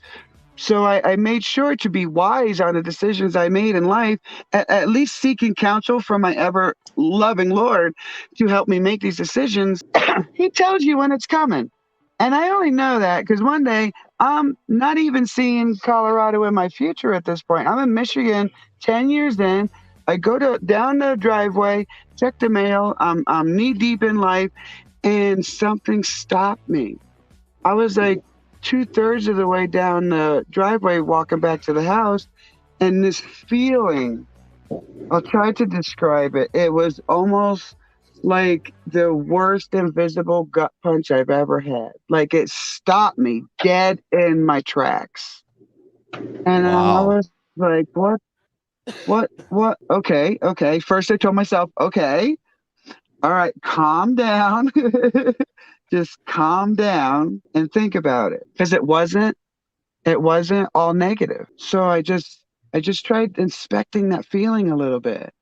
And what I got was like, whatever's coming is gonna be so effing great. But this shit's hard as hell. And in that moment, it's weird because you only have a moment to decide. I'm dead in my tracks. I'm standing still. I'm trying to process this. And in that moment, that decision was the most critical of my life because I could say, okay, I'm going to do this. And it's going to be great. Or F that. I don't want to work. I want a prefab house, and I don't want to do anything to require that. There were decisions I could have made in that moment. Being strong in my faith, I'm like, all right, God, I'll put the armor on. I'll lace up my boots. I'll pack my boxes. You know what I'm saying? I'll do what I have to do. And I just want for everyone else in the world to have a moment like that. Because it's that connection with your God that you cannot make, you cannot plan for, you cannot fake. You absolutely cannot fake that. And I know when people are faking it because I've had a near-death experience, and I've had that experience. Plus, I've survived my childhood. I feel so blessed to be alive that I do believe there's an intuition to keep me away from the most dangerous. Okay, but I had to make that choice. Wow. And you're happy with this choice? Obviously, I think so. There's days, Patrick, that I'm like, this freaking water pump, bing, bam, the heater, bigger. Shut up, woman. Do you remember where you just come from? Do you remember Mhm. how hard it was to live amongst people, to have them watch you struggle and not even offer a prayer, let alone a hand to help? Like, I admonish myself first and foremost. And I acknowledge to my children, well, they're not children now. My special needs boy will be 18 in October. But I still admit to them, yeah, this is hard. You're never going to hear me say it's not hard. But I make myself think about the flip side. So, okay, what if we did get electric here? That would be a bill that I would be passing on to my children. And Yeah. I am not about that, right? So we're going to Right. figure out how to live off a grid. We use a generator, so it's costly right now.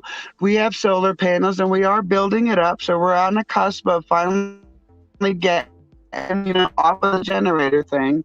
So yeah, I've asked them to deal with lack of electricity. I've asked them to deal with pipes freezing, but in asking them to deal with that, I'm reminding them of the experiences we've had in the world, and that this work that we have to do here may be hard, but it's easier than looking at people that are not looking back at you, Yes, because I that's a agree. hard pill to Because swallow. one of the reasons why I got out of the city, I just couldn't handle people. I couldn't handle, neighbors and stuff like that. And I live out in the country, a house where my closest neighbor is about maybe 200 yards away from me, so I'm all right. And I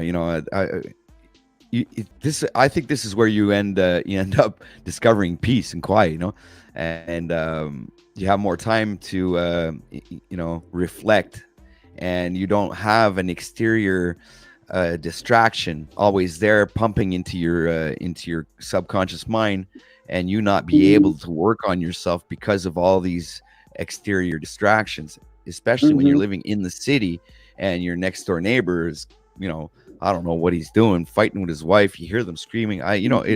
All kinds of things. All kinds of things happen in the city, and it's one of the reasons. And I'm kind of like you, Mary, where I've been kind of like on and off prepping for the past 5 years, and I've got a lot of survival equipment, a lot of camping equipment, a lot of stuff that could keep me going for a few months, completely off grid.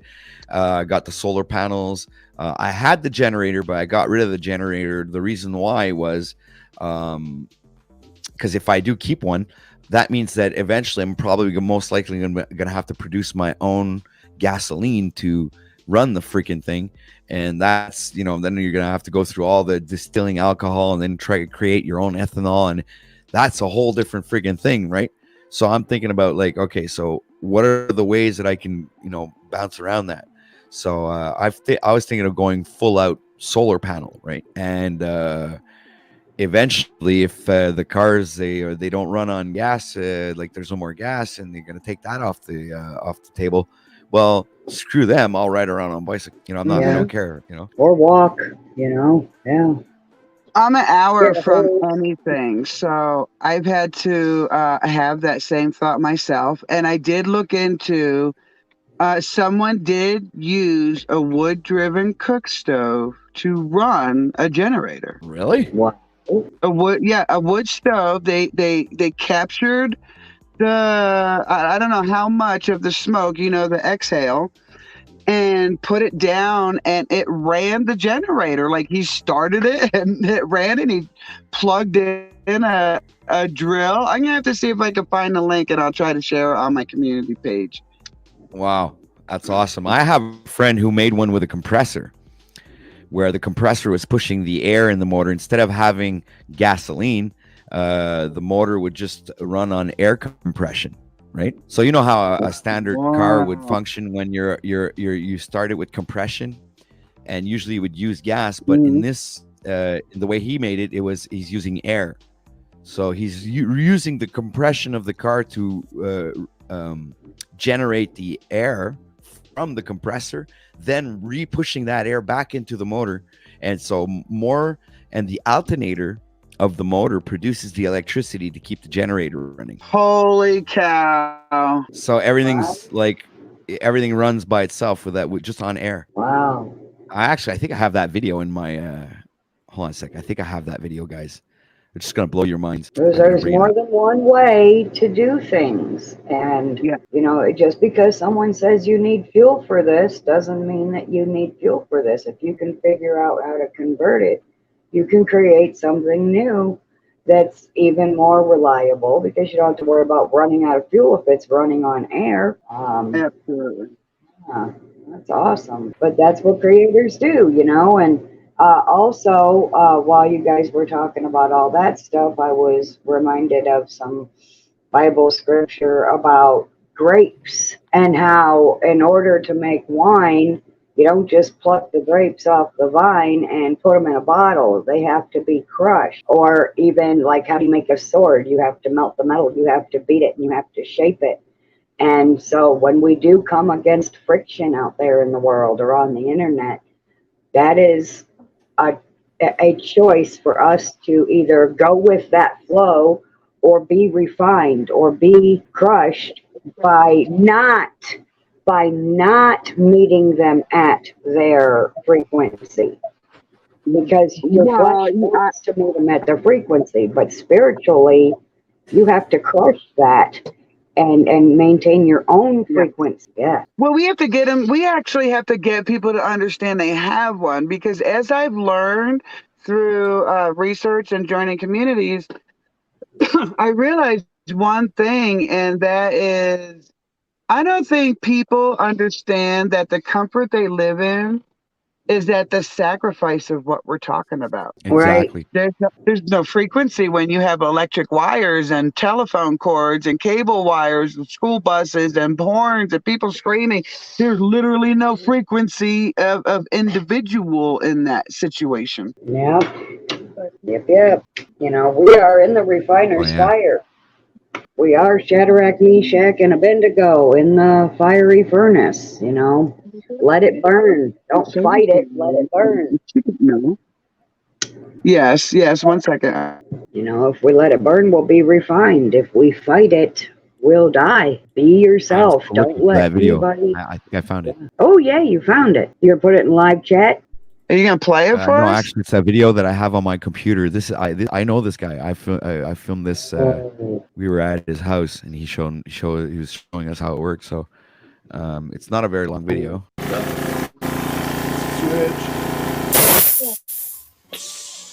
Ah, regarde, c'est beau, ça, petit compresseur à 400 livres. Non, attends. Du There's générateur. a generator. Hey, attends une minute, tu veux chercher mon cellulaire? Oh. Pour 200 livres, on peut Speaking French, calculer, so. on va le faire rouler au complet. Ouais, non, on va juste le voir tourner. On fait d'autres tests après. On s'en fout, Alex. Moi, je sais que ça fonctionne. Ça fonctionne depuis 2010. 2010, c'était le numéro. He invented this in 2010. Ouvre la petite valve. Là, j'allouvre au complet. Ouais, doucement. Pas au complet. Juste l'ouvrir à moitié, genre qui tourne. Là. Je veux pas qu'il tourne trop non plus. J'ai pas d'huile dedans. Ou presque. He says he doesn't want to run it too long because he has no oil. Because obviously you still have to have oil in the motor, though.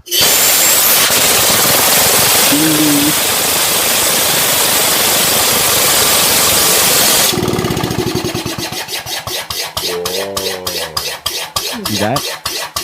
Ça, c'était à l'origine, là, mais. So we can play it again. Ouais, pour le test, 200 quelques livres, 100 max. Switch. Ah, regarde, c'est beau, ça, petit compresseur à 400 livres. Non, attends. Du générateur. Hey, attends une minute, tu veux chercher mon cellulaire? Je veux pour 200 livres. So you saw the tank there before. Like if we just go back a bit, right? He puts the air in the tank. Hold on. This tank here, all right? So he opens up the compressor. I mean the generator, all right? And then he fills up the tank with air, okay? And he uses this air to compress the motor, for the air compression in the motor. And then he starts the motor with the air compression.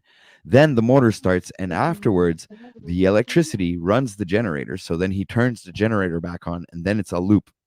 Everything works like without any electricity, actually, with no gas. I mean, Yeah, I'm gonna tell my husband about that one because we've looked, as I said, into different ways of keeping the generator running. Like I know they have like even solar generators. That's not the right go on now. This one's interesting because we were talking to someone about I forget what it's called, but it uses almost the same concept of the air compression to pump water. Right. Yeah. It's some kind of system. Well, that's the kind of system that I That have would here be right now. Actually, amazing. the system that Really? I What is have that is called? Look, it's an air bubble system where it creates. That's what creates the pressure. yes. So if you want it, yeah. So all you have to do is put air in that tank and build up the air pressure. So when you open up the tap, you can control what kind of pressure comes in and out of the tap, because sometimes the water pump doesn't give out that much pressure. It's just Uh-huh. pumping the water. There's no real, it's just letting the water go by. But if you want to create pressure, so you can take a shower and have some, you have the system is made with an air bubble tank where you put the air in from the top. You fill up the tank like halfway, and then you put the air in the top, and that creates the air pressure, right? So whenever the water flows, this air pressure is always present in that tank, so it keeps it always a constant pressure. And then you can also decide how much pounds you want. You just by adding in with the compressor the air right at the top of that bubble. There's a little thing, a little fitting, just like on a bicycle tube. Same thing, Right, same right. principle. You plug it in there, and it's like you press the little thing there, and you add in the air, and you check your gauge, so you can decide what kind of pressure you want with that tank. It's exactly the system I have here, because I take my water from the well, so I don't get any. I'm not like plugged onto the city for water. The only thing right now we're depending on is electricity so far. We have chickens and garden going and everything. I think we're definitely blessed to have the capability to think outside this comfortable system they try and sell. Like I feel like I'm watching an infomercial when it comes to the comfort of society. They 50 commercials a day will sit there and tell you how comfortable society can make your life. And I just feel blessed not to have to be in that. Well, yeah, there you go. Well, I don't even watch television. I mean, I limit my viewing to pretty much YouTube and watching movies, right? Because I like decoding Yep. movies and stuff. So Yeah, I don't we even do see. too. I don't even see movies the same way anymore. It's like all I see is the occult symbolism and everything that's programming our subconscious mind, and I like pointing them out. Have you Yeah. ever watched a show called Stargate Universe? Oh, I come don't think on so. now. Now you had it and then you poo all over it. Stargate and Stargate Atlantis. I don't like the new ones that came out afterward. So I know what you're talking about. Yes. I only want it's great. I really like the premise. It's interesting show, but when this chick came out and said, "You need to remember, this isn't the military," I about fell off my freaking chair. I mean, we're talking 2007. So even in 2007, they're still like selling their propaganda. Like, I really believe that the citizens make the decisions for the military. Give me a break. Right. There's a lot of truth in Stargate, though, and Atlantis. Yeah. So I There's mean, a lot I of can truths in a lot of see, movies and stuff and TV shows. I mean, yes, look at there's I even watch. I have to admit that I watch The Flash, right? Because I'm a superhero fanatic. I love superheroes and comic books and stuff like that, right? So I'm watching The Flash right now. I'm seeing them pushing these agendas, and I don't want to mention them because there might be some people out there who'll be offended by that. And it's not that I don't agree with it either. It's just like I just see the agenda being pushed, and I think it's just awkward. It's like, why are yes, you guys pushing agendas? I mean, what can't you guys just stick to the comic book? It's like yes. I've been reading comic books all my life, and the comic books don't push these fucking weird ass agendas. So you see these agendas because they stand out outside the comic book realm. Yeah.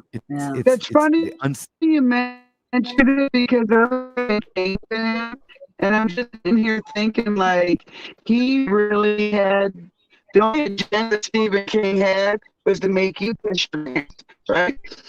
You're cutting out. Yeah, you're I breaking didn't. up a bit. Is it maybe are you outside or something? Have you left your are you far from your internet?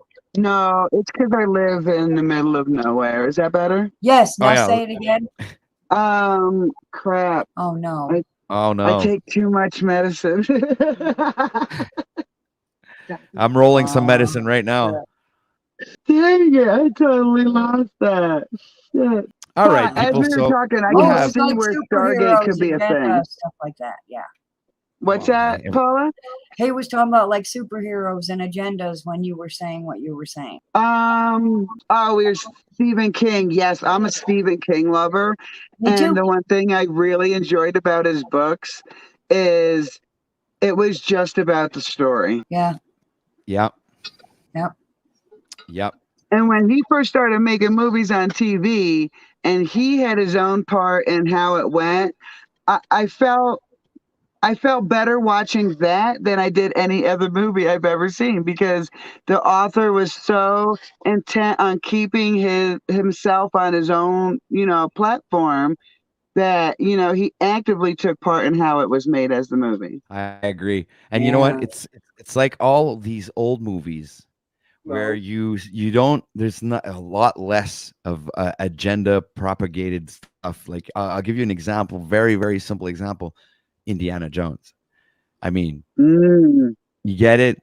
You don't see any agenda pushing shit on that, man. All you see is the story being played out taken from the book up right up onto the silver screen, and it's the same thing about other examples of these movies where I could like Rambo, right, mm, or Rocky, yeah. like all these great epic movies from our past where it was about the story. It was the imagination and the story. And well, obviously, Rocky Balboa is based off of a true life story, but I mean, it's still a fictional character in the sense that doesn't mean it necessarily happened the way they they made the movie. Obviously, they emphasized a lot of stuff and made it very dramatic just to make it like very interesting, I think. But it's Right. still to me an epic movies. I mean, you look at Jaws, right? Or Crocodile Yeah. Dundee. I mean, you name those movies. They're about the story, you know? My favorite Stephen King movie is The Stand. I love the Oh my speech God, that I love that movie. the wise woman they're all dreaming about that they go to meet. She gives that ability to stand in the time that everything is crashing down on you, basically. And I And wish I Dude, Fix that could Anniversary, remember yeah. that speech because it gives me goosebumps every single time. I And think I'm that's gonna say predictive this. programming. I'm gonna Look at say that. this Well, that's what I was about to say, Patrick. Is I've seen both movies. I made myself watch the second movie, even though I knew what was coming and could see the programming and all of it. I mean, I wanted to make my TV suffer for what they did to the movie. Like, Stephen King is an excellent writer. Excellent. He paints a picture inside your head, and he was able to transit that to movies. But to see someone think they can do an adaptation of Stephen King and do it right, ugh. Yeah. He directed his own movies too, so is it? Oh, yeah. Yes. That way no one else can tell him, no, you can't do it the way you meant to do it. We're going to screw it all up. And Stephen King's like, no, you ain't. I'm Yeah, doing just this. like they did with Star Wars. Yeah. Hey, that's what I was gonna say. I got it back, guys. So back in, you were saying Crocodile Dundee, and to show the system's manipulation on crap and all the propaganda, um, instead of it being Crocodile Dundee in the 2000s, it was what? It was things like Angels and Demons, or what's the one that what's his face played in? Are you talking about Tom Hanks? No, I'm trying. Hold on. I'm trying to think of the name of the actor. It's the guy who played on the motorcycle that was on fire. Ghost Rider. Who's that? Oh, Nicolas Cage. Didn't yes. he do like a Oh, movie he did a Crocodile Dundee type movie? Didn't he go in to search for stuff? oh, National Treasure. It was like kind of National Treasure. Yeah. kind of Indiana Jones like, yeah. Mirage. Okay, so that's where I was going. Indiana Jones was kind of the pure story from the artist's perspective. And now with propaganda, It's National Treasure or Angels and Demons, or what was the first one Tom Hanks did with that? Not That Angels was and Demons. What was hold on, what was it? Not it was Da Vinci Code? Da Vinci Code. Yeah. Jeez, I don't believe I freaking it took that long for me to remember it. Me neither. And that came from an 18-year-old. Damn it. Oh no. Oh, sorry, 19 now. She just turned 19. But you can see with those examples exactly where the propaganda has led. So that artists, like you were saying, Patrick, artists, I can see their struggle now because they have to walk that line between who their audience is and what society is showing. And because society is like a brick wall with needles, and you just butt up against it and you get burnt and injured and tangled with it. And artists got to walk this fine road in between, especially those that feel they have a deep message. Yeah. They want to talk to the people on the right without getting hurt by the people on the left, or vice versa. Or hey, I don't talk politics, so I don't mean that in any sense of the word. Um, but yeah, it's a fine line. It's a rock and a hard place to be as an artist. Well, that's why artists have more influence on people than politicians do. The Yes. artists are the one who control the dynamic that's being played out in society, right? So Mhm. if they're promoting this, certain artists who has a certain type of belief system, all right, the people that resonate with that belief system will follow that artist and will literally be influenced by what that artist says, wears, does, and what the music, what his music portrays itself as a message, right? So these people will identify themselves to that artist because they resonate with that person and they resonate with how they present themselves as an individual, even if it's a false presentation, like even if it's an act, right? Well, it's still the image of that artist, Yeah, and I mean, people I've identify enjoyed themselves fake to it. stories, absolutely, but it's the art that was put into creating that fake story. That's the gem, right? That's what you're saying. That's the gem that the artist spends their life honing. And like my daughter said, she's an artist. She's like, it's really simple. You think in words or you think in pictures? I think in both, and that's what makes me unique. But she's like, that's kind of the split in the artist world. And I think the words part is where the propaganda came into play, because the other side learned they could start manipulating those words, even if they change. Just hold on, don't blow your stack, Patrick. Even if they change one word, yeah, one word, it changes the message, but it also creates a what? An ME, Yes, absolutely. And what is ME? a Mandela effect. Thank you very much. And you know what it also represents? 33 when you put it that way. Oh my God, I never even thought that. I'm not a numbers person. I'm just gonna throw that out there, guys. But yes, Well, you're right. yeah, I study a bit about numerology, astrology, theology, and so all of these things are connected. And when you wanted to enter the ancient mystery schools, which today would be called occult knowledge schools, right?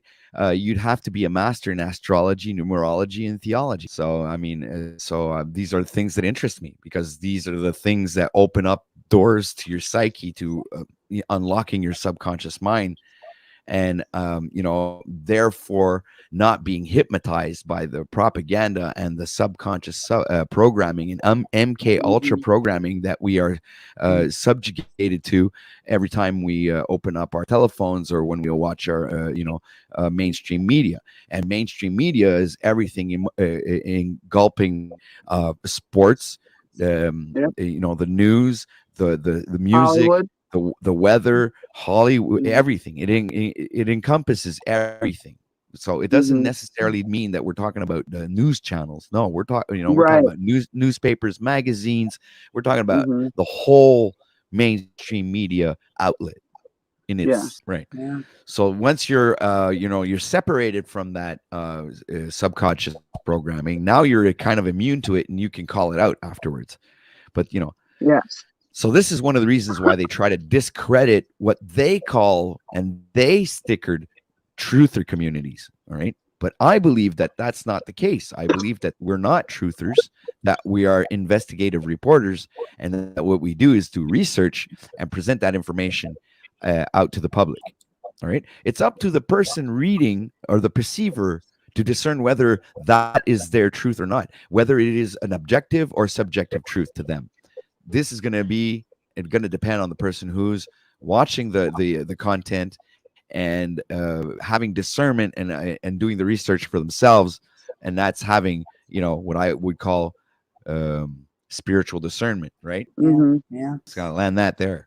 It's about to hit the top of the hour. It's exactly 9:51 a.m. here in Montreal, Canada. Please make sure to hit that like button. We have 20 people in the house, so please share this out and make this stream an epic stream.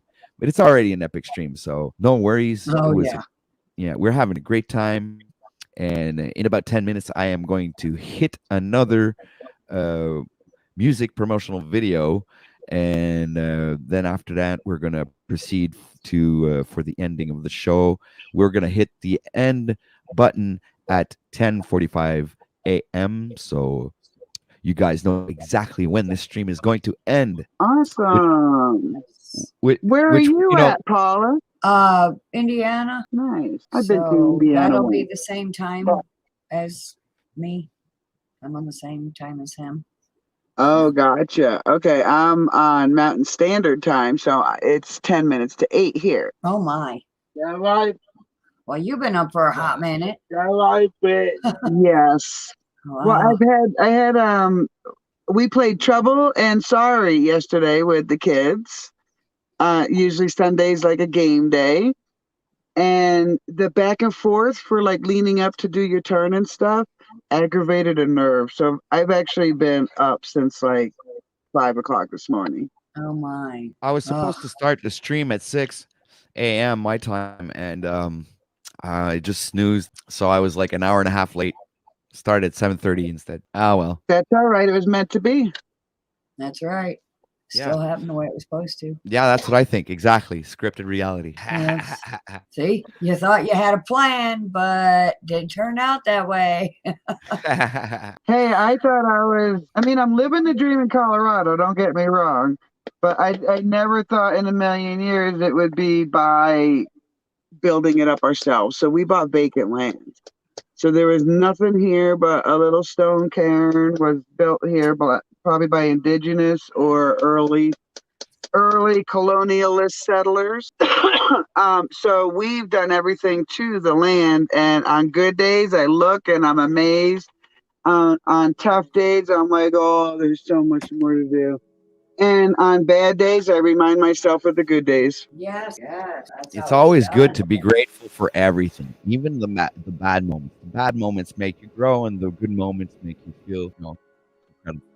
I mean, everything is for growth. Everything is for our benefit. We just don't realize it. Sometimes we think the world is against us. Sometimes we think like, the universe is against us, but it's not the case.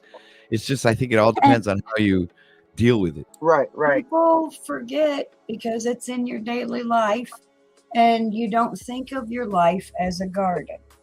Not only does your garden need water, which in your daily life for me means your tears, your blood, sweat, and your tears, but that garden's not going to grow without some fertilizer. You need to fertilize. It stinks. But you're absolutely right. It gives life too. Yes, all right. We have Mark Jones in the chat there. I'd like to welcome you to OTW News, and much love to the chat, everybody. I'm really happy to see you guys, and this has been an awesome stream. We've been having great conversations. Please make sure you go show some sub love over to Creating a Homestead in Colorado, and also Paula Fulcrum, Monarch of the Integrity, also known as Monarch Butterfly. So please go show some sub love over there.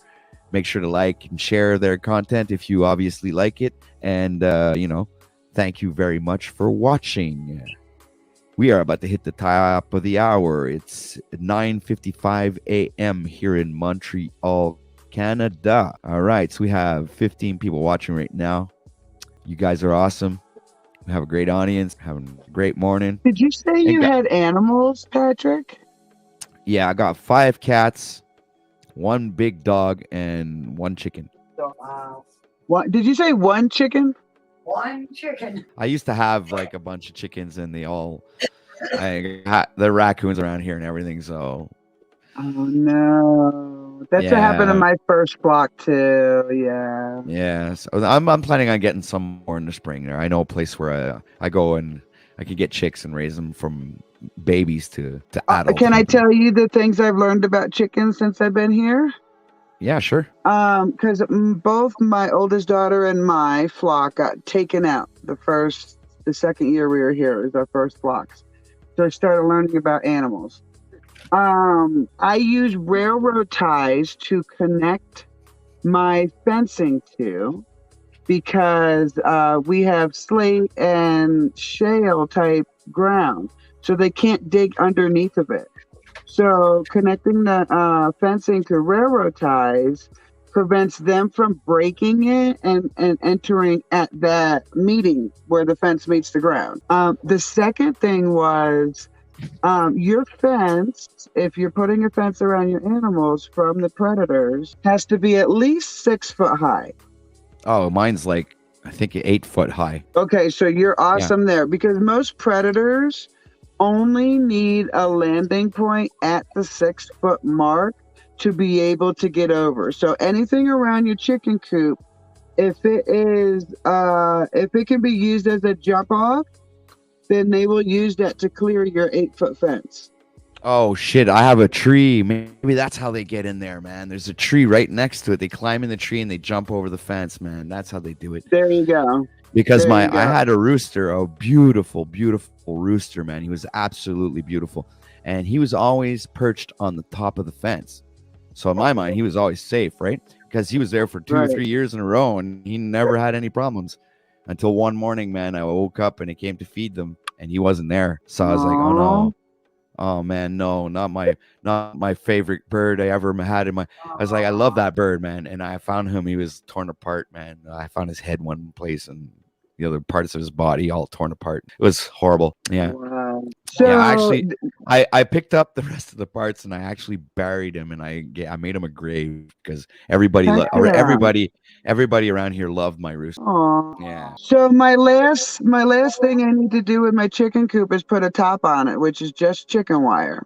Right. And I'm gonna put a T-post in the center of it to hold the chicken wire up, but not sturdy enough that an animal could land on it. My chickens also get locked in at night, so even if an animal were to get in, it can't get out, and I'd be able to deal with it immediately without it killing any of my chickens. Right. Yeah, so I'm gonna have to work out a plan. But you know what? It's not just the fact that they in the beginning, before I realized it, they were digging holes under the fence and underneath the chicken coop to get inside. So I had to go put, I put like sticks in the ground to block the hole off, right? And I put that with a sledgehammer. Yeah. Block the holes off that way, and I'd dig down at least 1 or 2 feet with that piece of wood to make sure that they wouldn't be able to dig further. But they find ways around that, and it's really hard to deal with it. I even found an opossum once, and it's really, really not common around here to find opossums, Wow. So, and I actually found the opossum inside the chicken coop in the little hole where they usually, and it was sleeping there. And I had to, my girlfriend at the time came with a 5-gallon bucket, and from the other side of the chicken coop through the chicken wire, I poked it with a stick, and it went into the 5-gallon bucket. And then we put a top on it before it had a chance, and we brought it all the way up to a cat cage, and we transferred it into the cat cage, locked it in there. But it wasn't moving, it was like as though it was acting like as if it was injured or something, right? But we didn't injure it. We were really delicate with it. And what it ended up happening, it is we left there and we left the door open. But inside that cat cage, there was a cushion there, so it actually stayed there for 24 hours. And we gave it a bit of food and everything, so it would eat. And it left after 24 hours, and we came back to look. It was gone. So we didn't really do anything to it. We didn't hurt it, or But I did check up. I did check up on the internet to see if they were they hunted chickens and stuff. So, and they don't necessarily eat chickens. They're more into the eggs, actually. So Yeah, they wanted. And just to let you know, sorry, Paula, just to let you know, I learned that if you just disturb an opossum or its nest, it will just leave. So you don't have to do the extra measures like you would have to with like rats or something like that. You just disturb the possum's house and it'll just find another place to go. You just have to be Yes. diligent. It doesn't find another place on your land. Yeah, I read about them, and they're travelers. They don't stick around in the same place. They travel. Oh, okay. See, there you go. So basically, if you find a nest, unless it's absolutely necessary, don't bother it then because they will leave. Yeah. Yeah, That absolutely. is good to know. But I don't live where opossums live anymore, so it's still good to know, right? Yeah. So my predators are someone on the land did see at least a lone wolf. The bears are not predators, they're berry eaters. Right. We've laid eyes on a lynx, a bobcat, and it's either a mountain lion or a cougar that was over on the military land. Fox, coyote, badgers. Coyotes? Yes, coyotes. Well, not anymore since I had my last litter. We haven't heard a coyote sound in months. Cool. So it is 10 a.m., 10:03 actually, and it's time for our musical pause. So I am going to play a little song here, and we'll be right back after these messages. Ladies and gentlemen, bear with me. I will bring up the next song. Ooh, wrong one. Dope. All right. So let's go to videos and let's bring up something new, something that we haven't played yet. All right, people. There we go. Gonna get that ready. Get the share screen up. Ladies and gentlemen, I hope you enjoy this little musical interlude. Lube. I don't know where my mind was there. Okay, this is it. I have it. So put that full screen. Go back to StreamYard here. Boom. Press that there. All right, so this is the best blues jam of all time, ladies and gentlemen. Brace yourselves, buckle up for the ride of your lives. I'm just joking. All right. I try to make myself funny sometimes. I don't always want to be like the serious guy who talks about all kinds of serious stuff. All right. So, where's that button? Here it is. Okay, people. Much love. Enjoy yourself.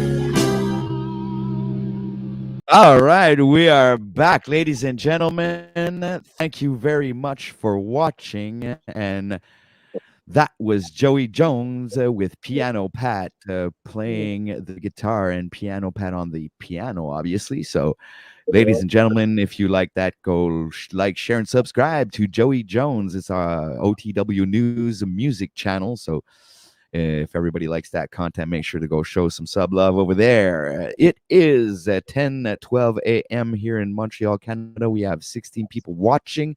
Please make sure to like, share, and subscribe.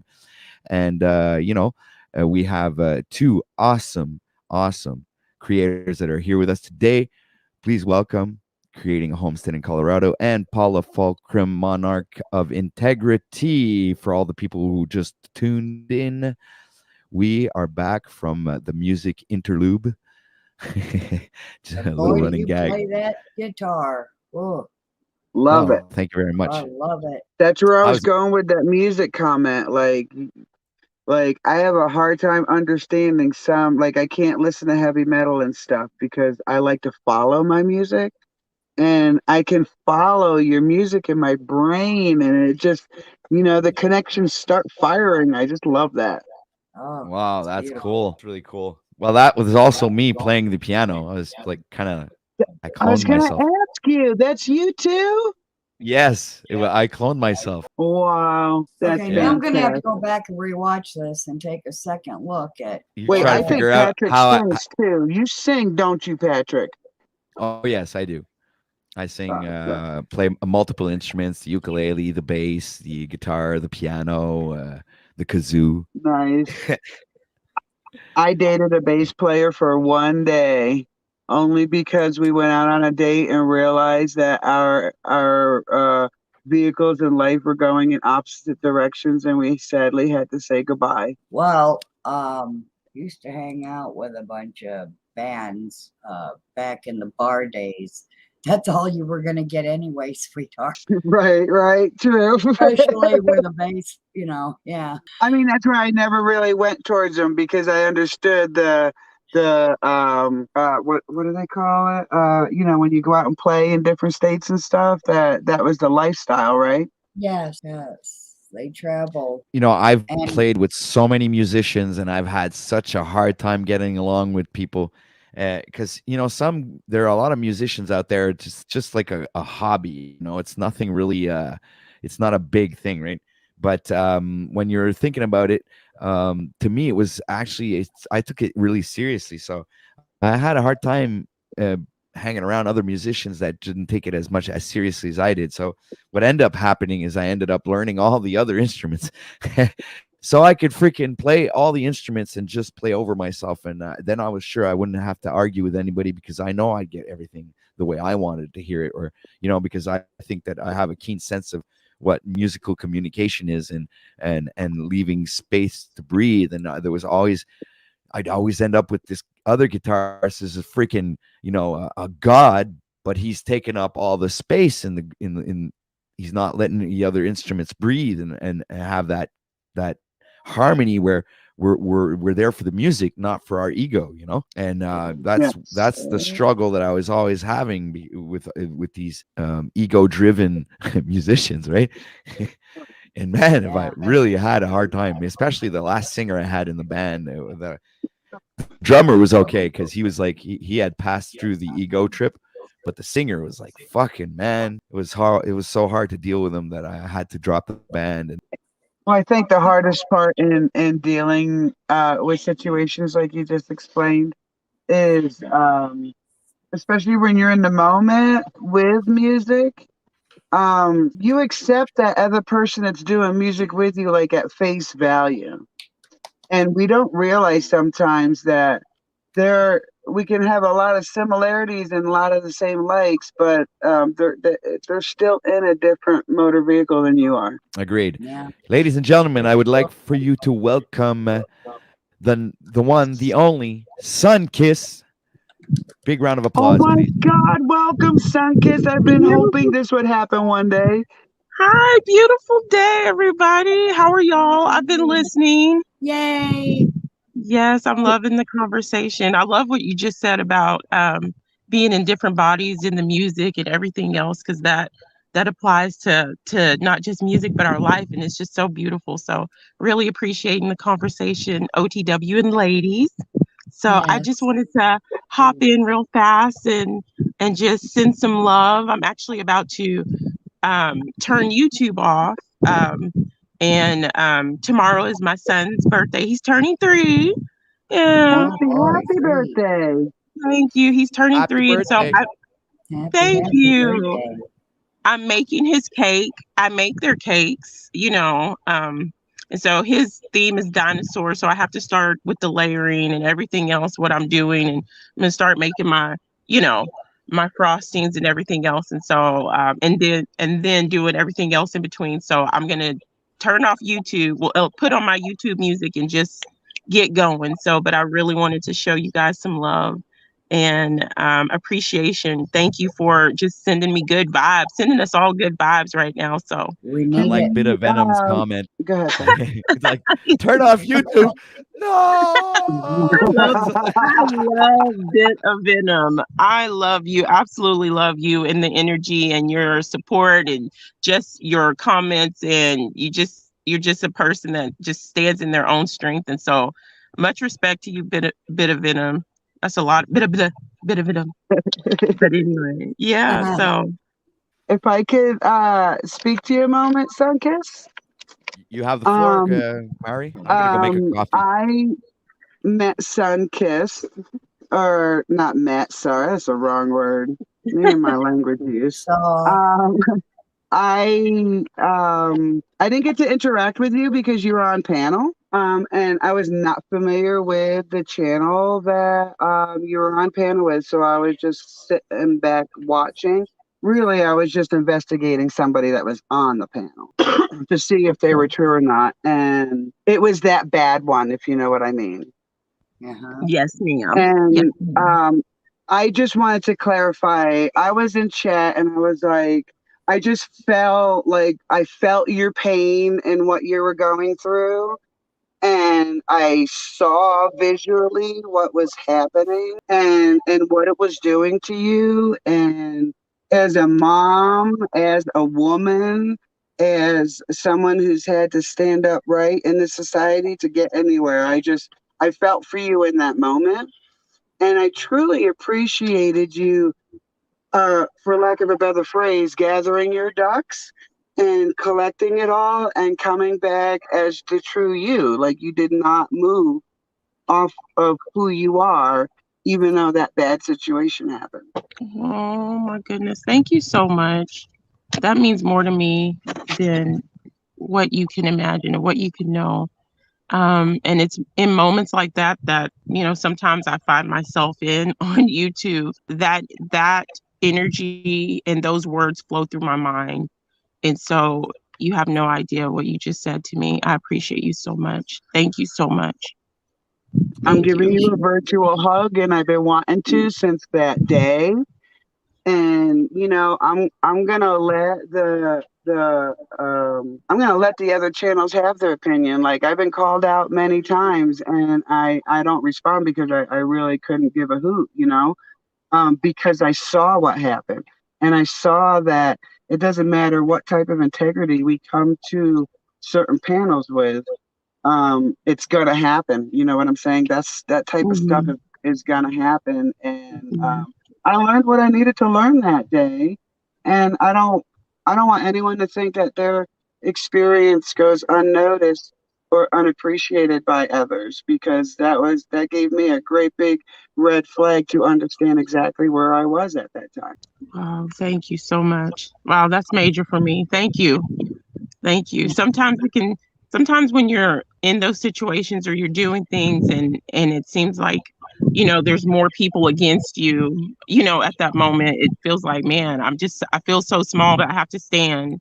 And, and I think we all learn, well, hopefully all, I think a lot of people have been learning a lot of lessons from different situations here lately. And so, but I think it's making us better and it's helping us understand ourselves on our path and our walk in our way.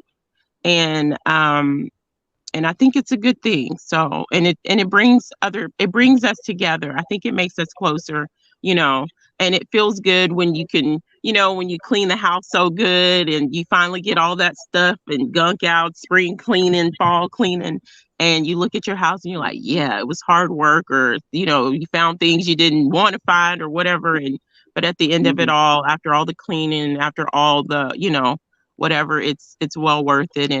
And I appreciate even those moments, because it has brought me closer to a lot of people, and it just makes me just love everybody in the community even more, and myself, which is so important, loving ourselves. And I get told quite a bit.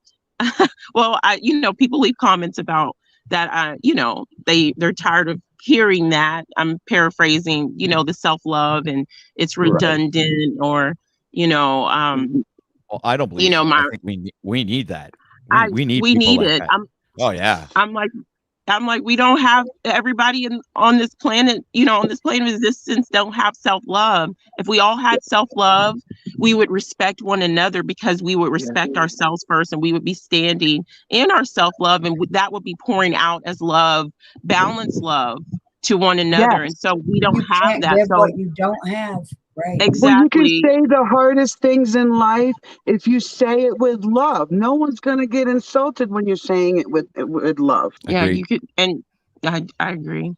And so, man, this is beautiful. I wish I could stay up here, but oh, I'm gonna be Oh, regretting it if I don't get off now, because it's gonna be a long day and long night. So, um, I but just want to give you one idea real quick. I uh-huh. make my own stuff. I bake I'm in a camper right now, so I can't, but I bake a lot. And the one cake that all three of my kids love that I wanted to pass off to you, I made a dark chocolate cake from scratch. And in the middle, I would either make stripes or patches of my own jam and patches of peanut butter, and I would call that my peanut butter jelly cake. And to Oh. this day, the kids are like, "When are you gonna make it again?" Ha ha ha. I will definitely take that in. I'm a cook. I'm a baker. I love cooking. I remember being 4 years old in my grandma's kitchen, and my grandma got down in the kitchen, and everybody from the neighborhood would come and eat, and it would always smell great. And she was making things from scratch. And I would be watching her and I was like, man, look at everybody. They're so happy. You know, when everybody was sitting down eating, even my uncles who were teenagers, if they were fighting in the neighborhood with somebody, they would come over and everybody would just forget about it and everybody was eating. And so I remember being 4 years old, staring at my grandma saying, I'm going to cook like that. I want to love like that.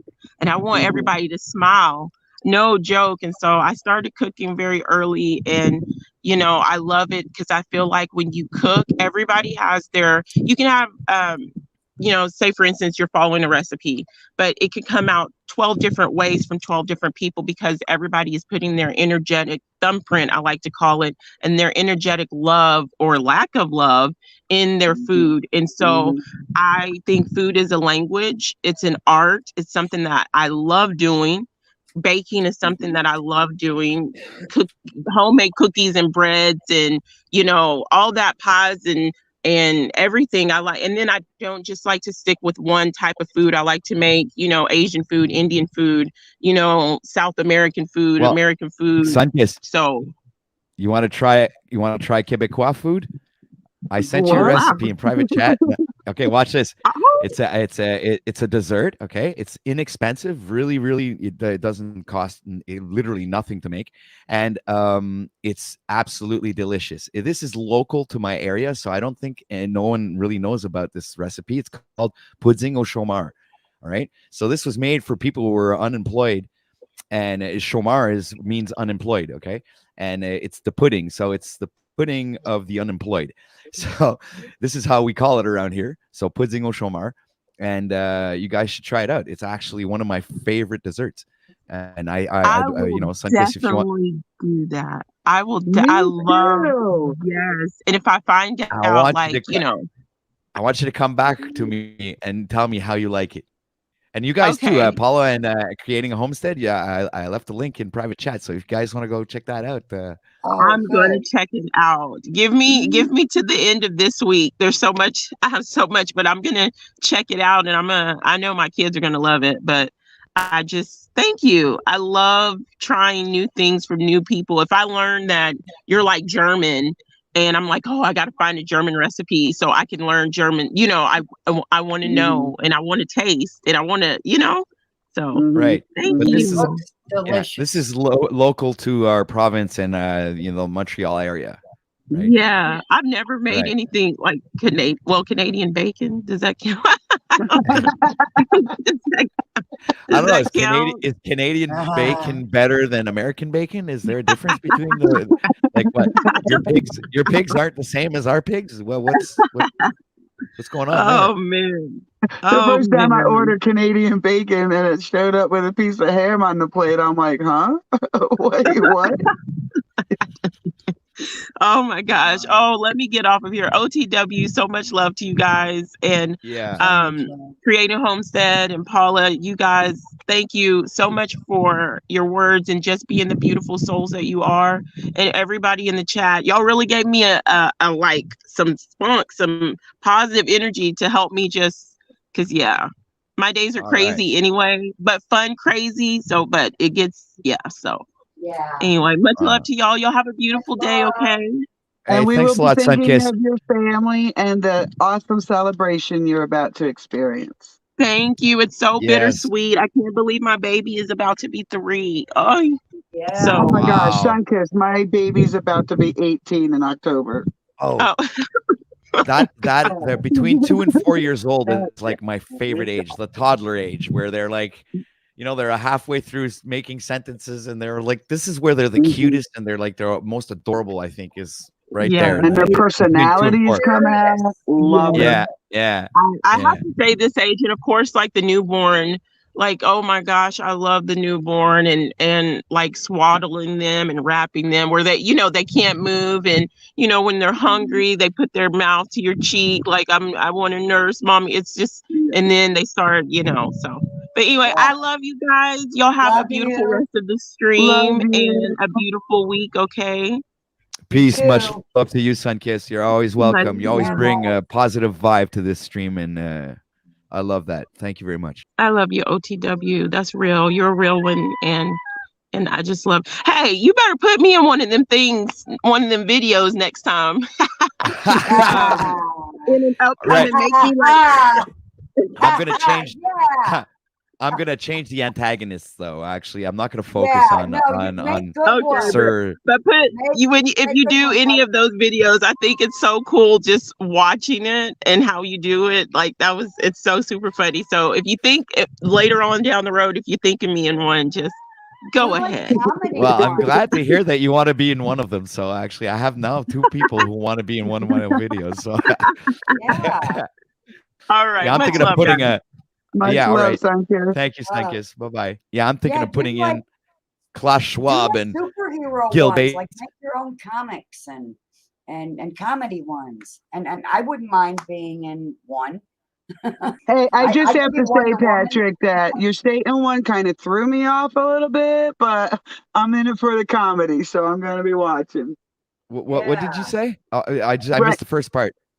the Satan one you did. Oh, you mean that skit that I did with Satan? I thought it was pretty funny, man. Well, there was no context when it was played over there, so I didn't get to the big laugh. You know what I'm saying? The big laugh was for them to focus on that. That was the joke.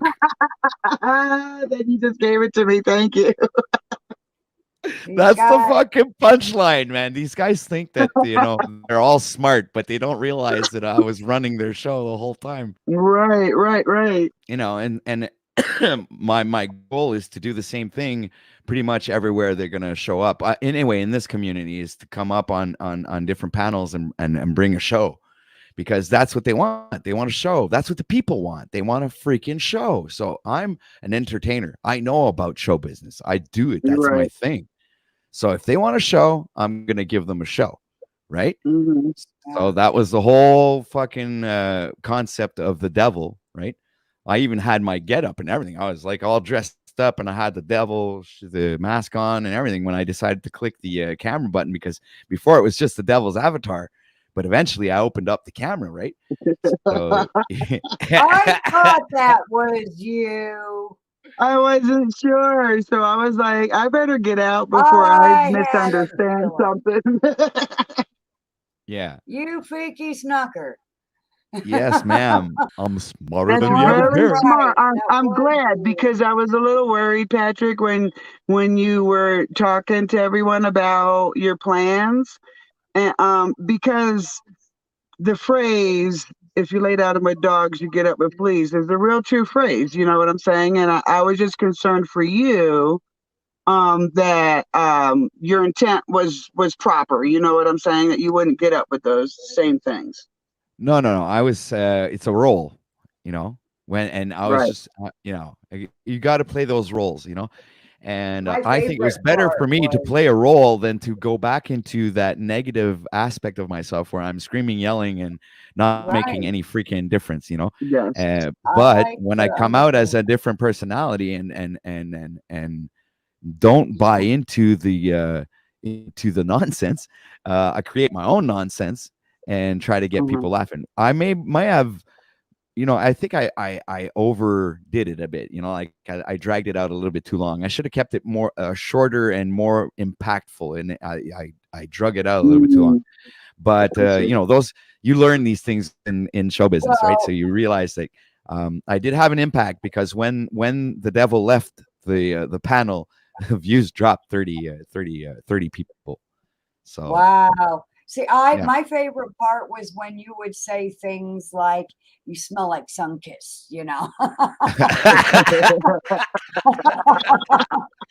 Now stick to that kind of material. That shit was gold. Yeah. Yeah. It's like telling the people, I don't like you, man. You smell goody two shoes. You're like, you stink goody goody. Ugh. You want to make me puke. I was like, I even says like, I don't like you, Sunkiss. You're going to heaven. I don't like people going to heaven.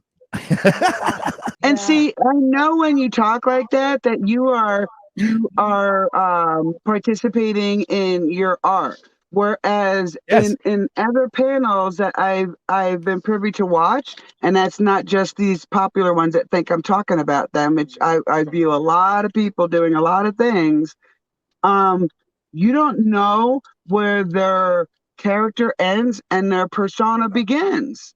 And they think we're confused, but we're not confused because there should be a difference between a character and a person. There you go. Exactly. That's Yeah, exactly I the don't whole really point. do characters. I'm me all day.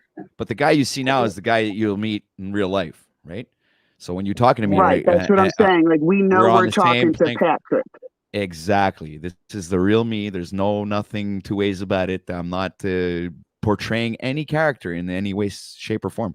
But you'll notice, you'll see me step out of my original character, if you want to call it that, right? For lack of better words, because these are things that I've developed through my own research and wanting to become an artist, right? So Right. when it's showbiz, and we're talking about show business, and this is most likely a big part of the YouTube is it's all about show business, right?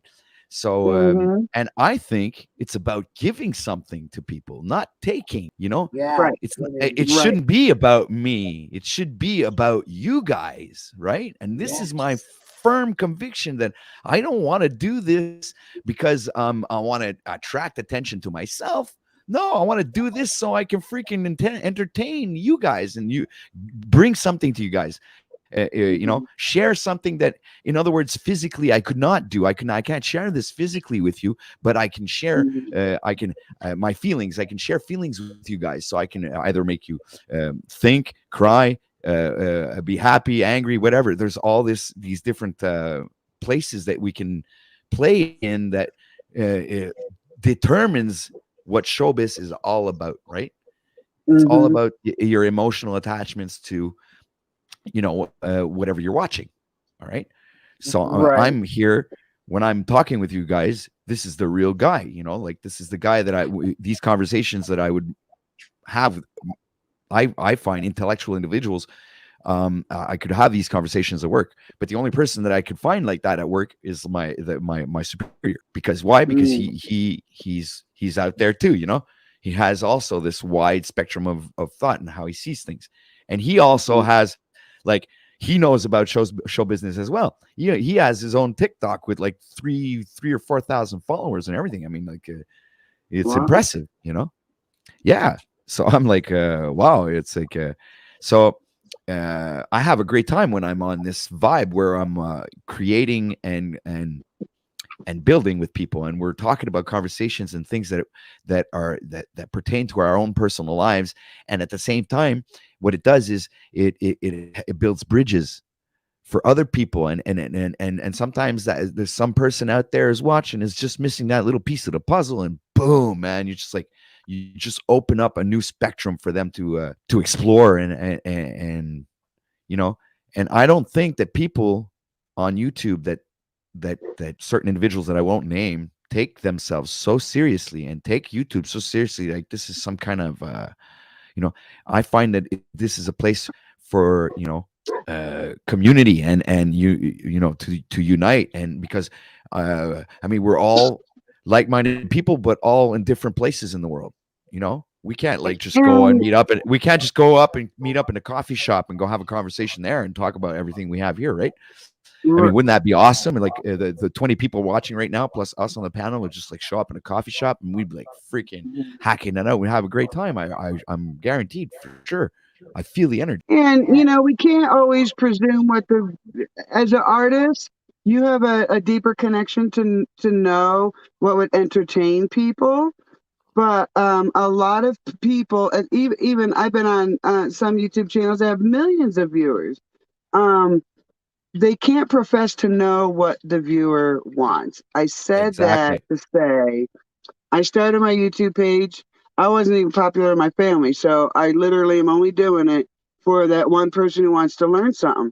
And then, like 2.5 years into me changing my YouTube over to that, I got like double the subs. I'm like, what the heck is going on? So I went and looked. They weren't even my subs. They were my son's subs. My special needs son that just does funny things to be funny. And my subs doubled for that. Not for me, not for anything I was trying to do, but there are people out there just want that purity, that they don't want to deal with the nonsense that we all have to deal with in regular life. Why do we want to deal with it on YouTube, right? There you go. That is a fucking good point you just made there, Mary. Yeah, yeah. Oh yeah. I That agree. was oh yeah. It gave me a reality check I didn't think I needed. And I think that reality check is we all have egos, and if we don't maintain control over those egos are going to ruin our lives. Exactly. The ego is Yeah. like another tool of your characteristical traits, right? So what happens is you have to like you keep a control over your emotions, you keep control over the ego as well. It's because you can't destroy the ego, you can't kill the ego. The ego is an integral part of you, you know. So you Yes. have to learn to live with it, you know, and use it to your advantage, not let it control you. You understand? Right. And you can't Yeah. ignore it, because I've tried to ignore parts of my ego, then to all of a sudden be butthurt about something that I got no business being butthurt about. Yeah. Yeah. Yeah. All right, people. So we are about to end the show. Ladies and gentlemen, I am going to thank you very, very much from the bottom of my heart for being here today and participating in this weed, coffee, and chat Grand Rising show, OTW News, on this 20th of February, 2023. We are 10:42 a.m. and we will be ending the stream in a few minutes. Do you have any last words you would like to share with the audience, lady? You can go, Paula. Oh, stay true to yourself. Don't let anybody push your buttons and cause you to step out of who you are. It's not good for your health, man. I found that out the hard way the other day. So, and like I said, once I started going around and making the apologies, I immediately started to slowly feel better. And I wasn't afraid I was going to have to end up going to the hospital anymore. So stay true to yourself. Amen. Wow, those are powerful words there, Paula. It's the Mary? only thing that comes to mind right now. I'm pretty drained. I've been pouring my heart out for days on YouTube and channels. I'm Well, much love to pretty- you, Paula, and thank you for being here today. It's always a pleasure to build with people who want to build, right? Yes. And it's nice Thank to you meet so you, much. Paula. We definitely need more women to be joining Yes. the conversation, because Yes. what's yin without the yang, and what's the yang without the yin, right? Right. Yeah. You're absolutely right there. And to the cherry on top, if you are tired of what you see, then you might need to kind of go out of this world. And I use the OTW intentionally.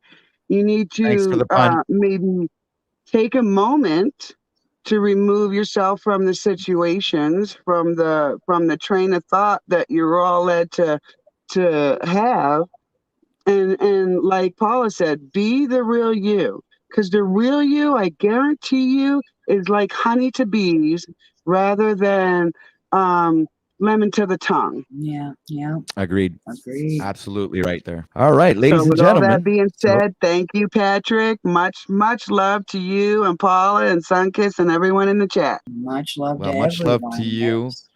Mary, Paula, everybody in the chat, everyone that's watching, and also everybody that's going to be watching in the future. Much love to everyone. Peace from OTW News, and have a great day. I am going to end this stream with with one last song. This will be the last interlude of music. It's a running gag, people. So have a great end of the day, and I hope you enjoy this this last song by Joey Jones. Ladies and gentlemen, go show him a little love.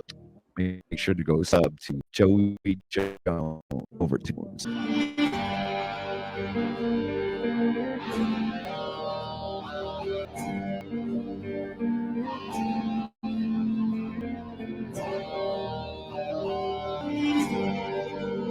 Ladies and gentlemen, boys and girls, Rise of the Phoenix by Joey Jones Jr.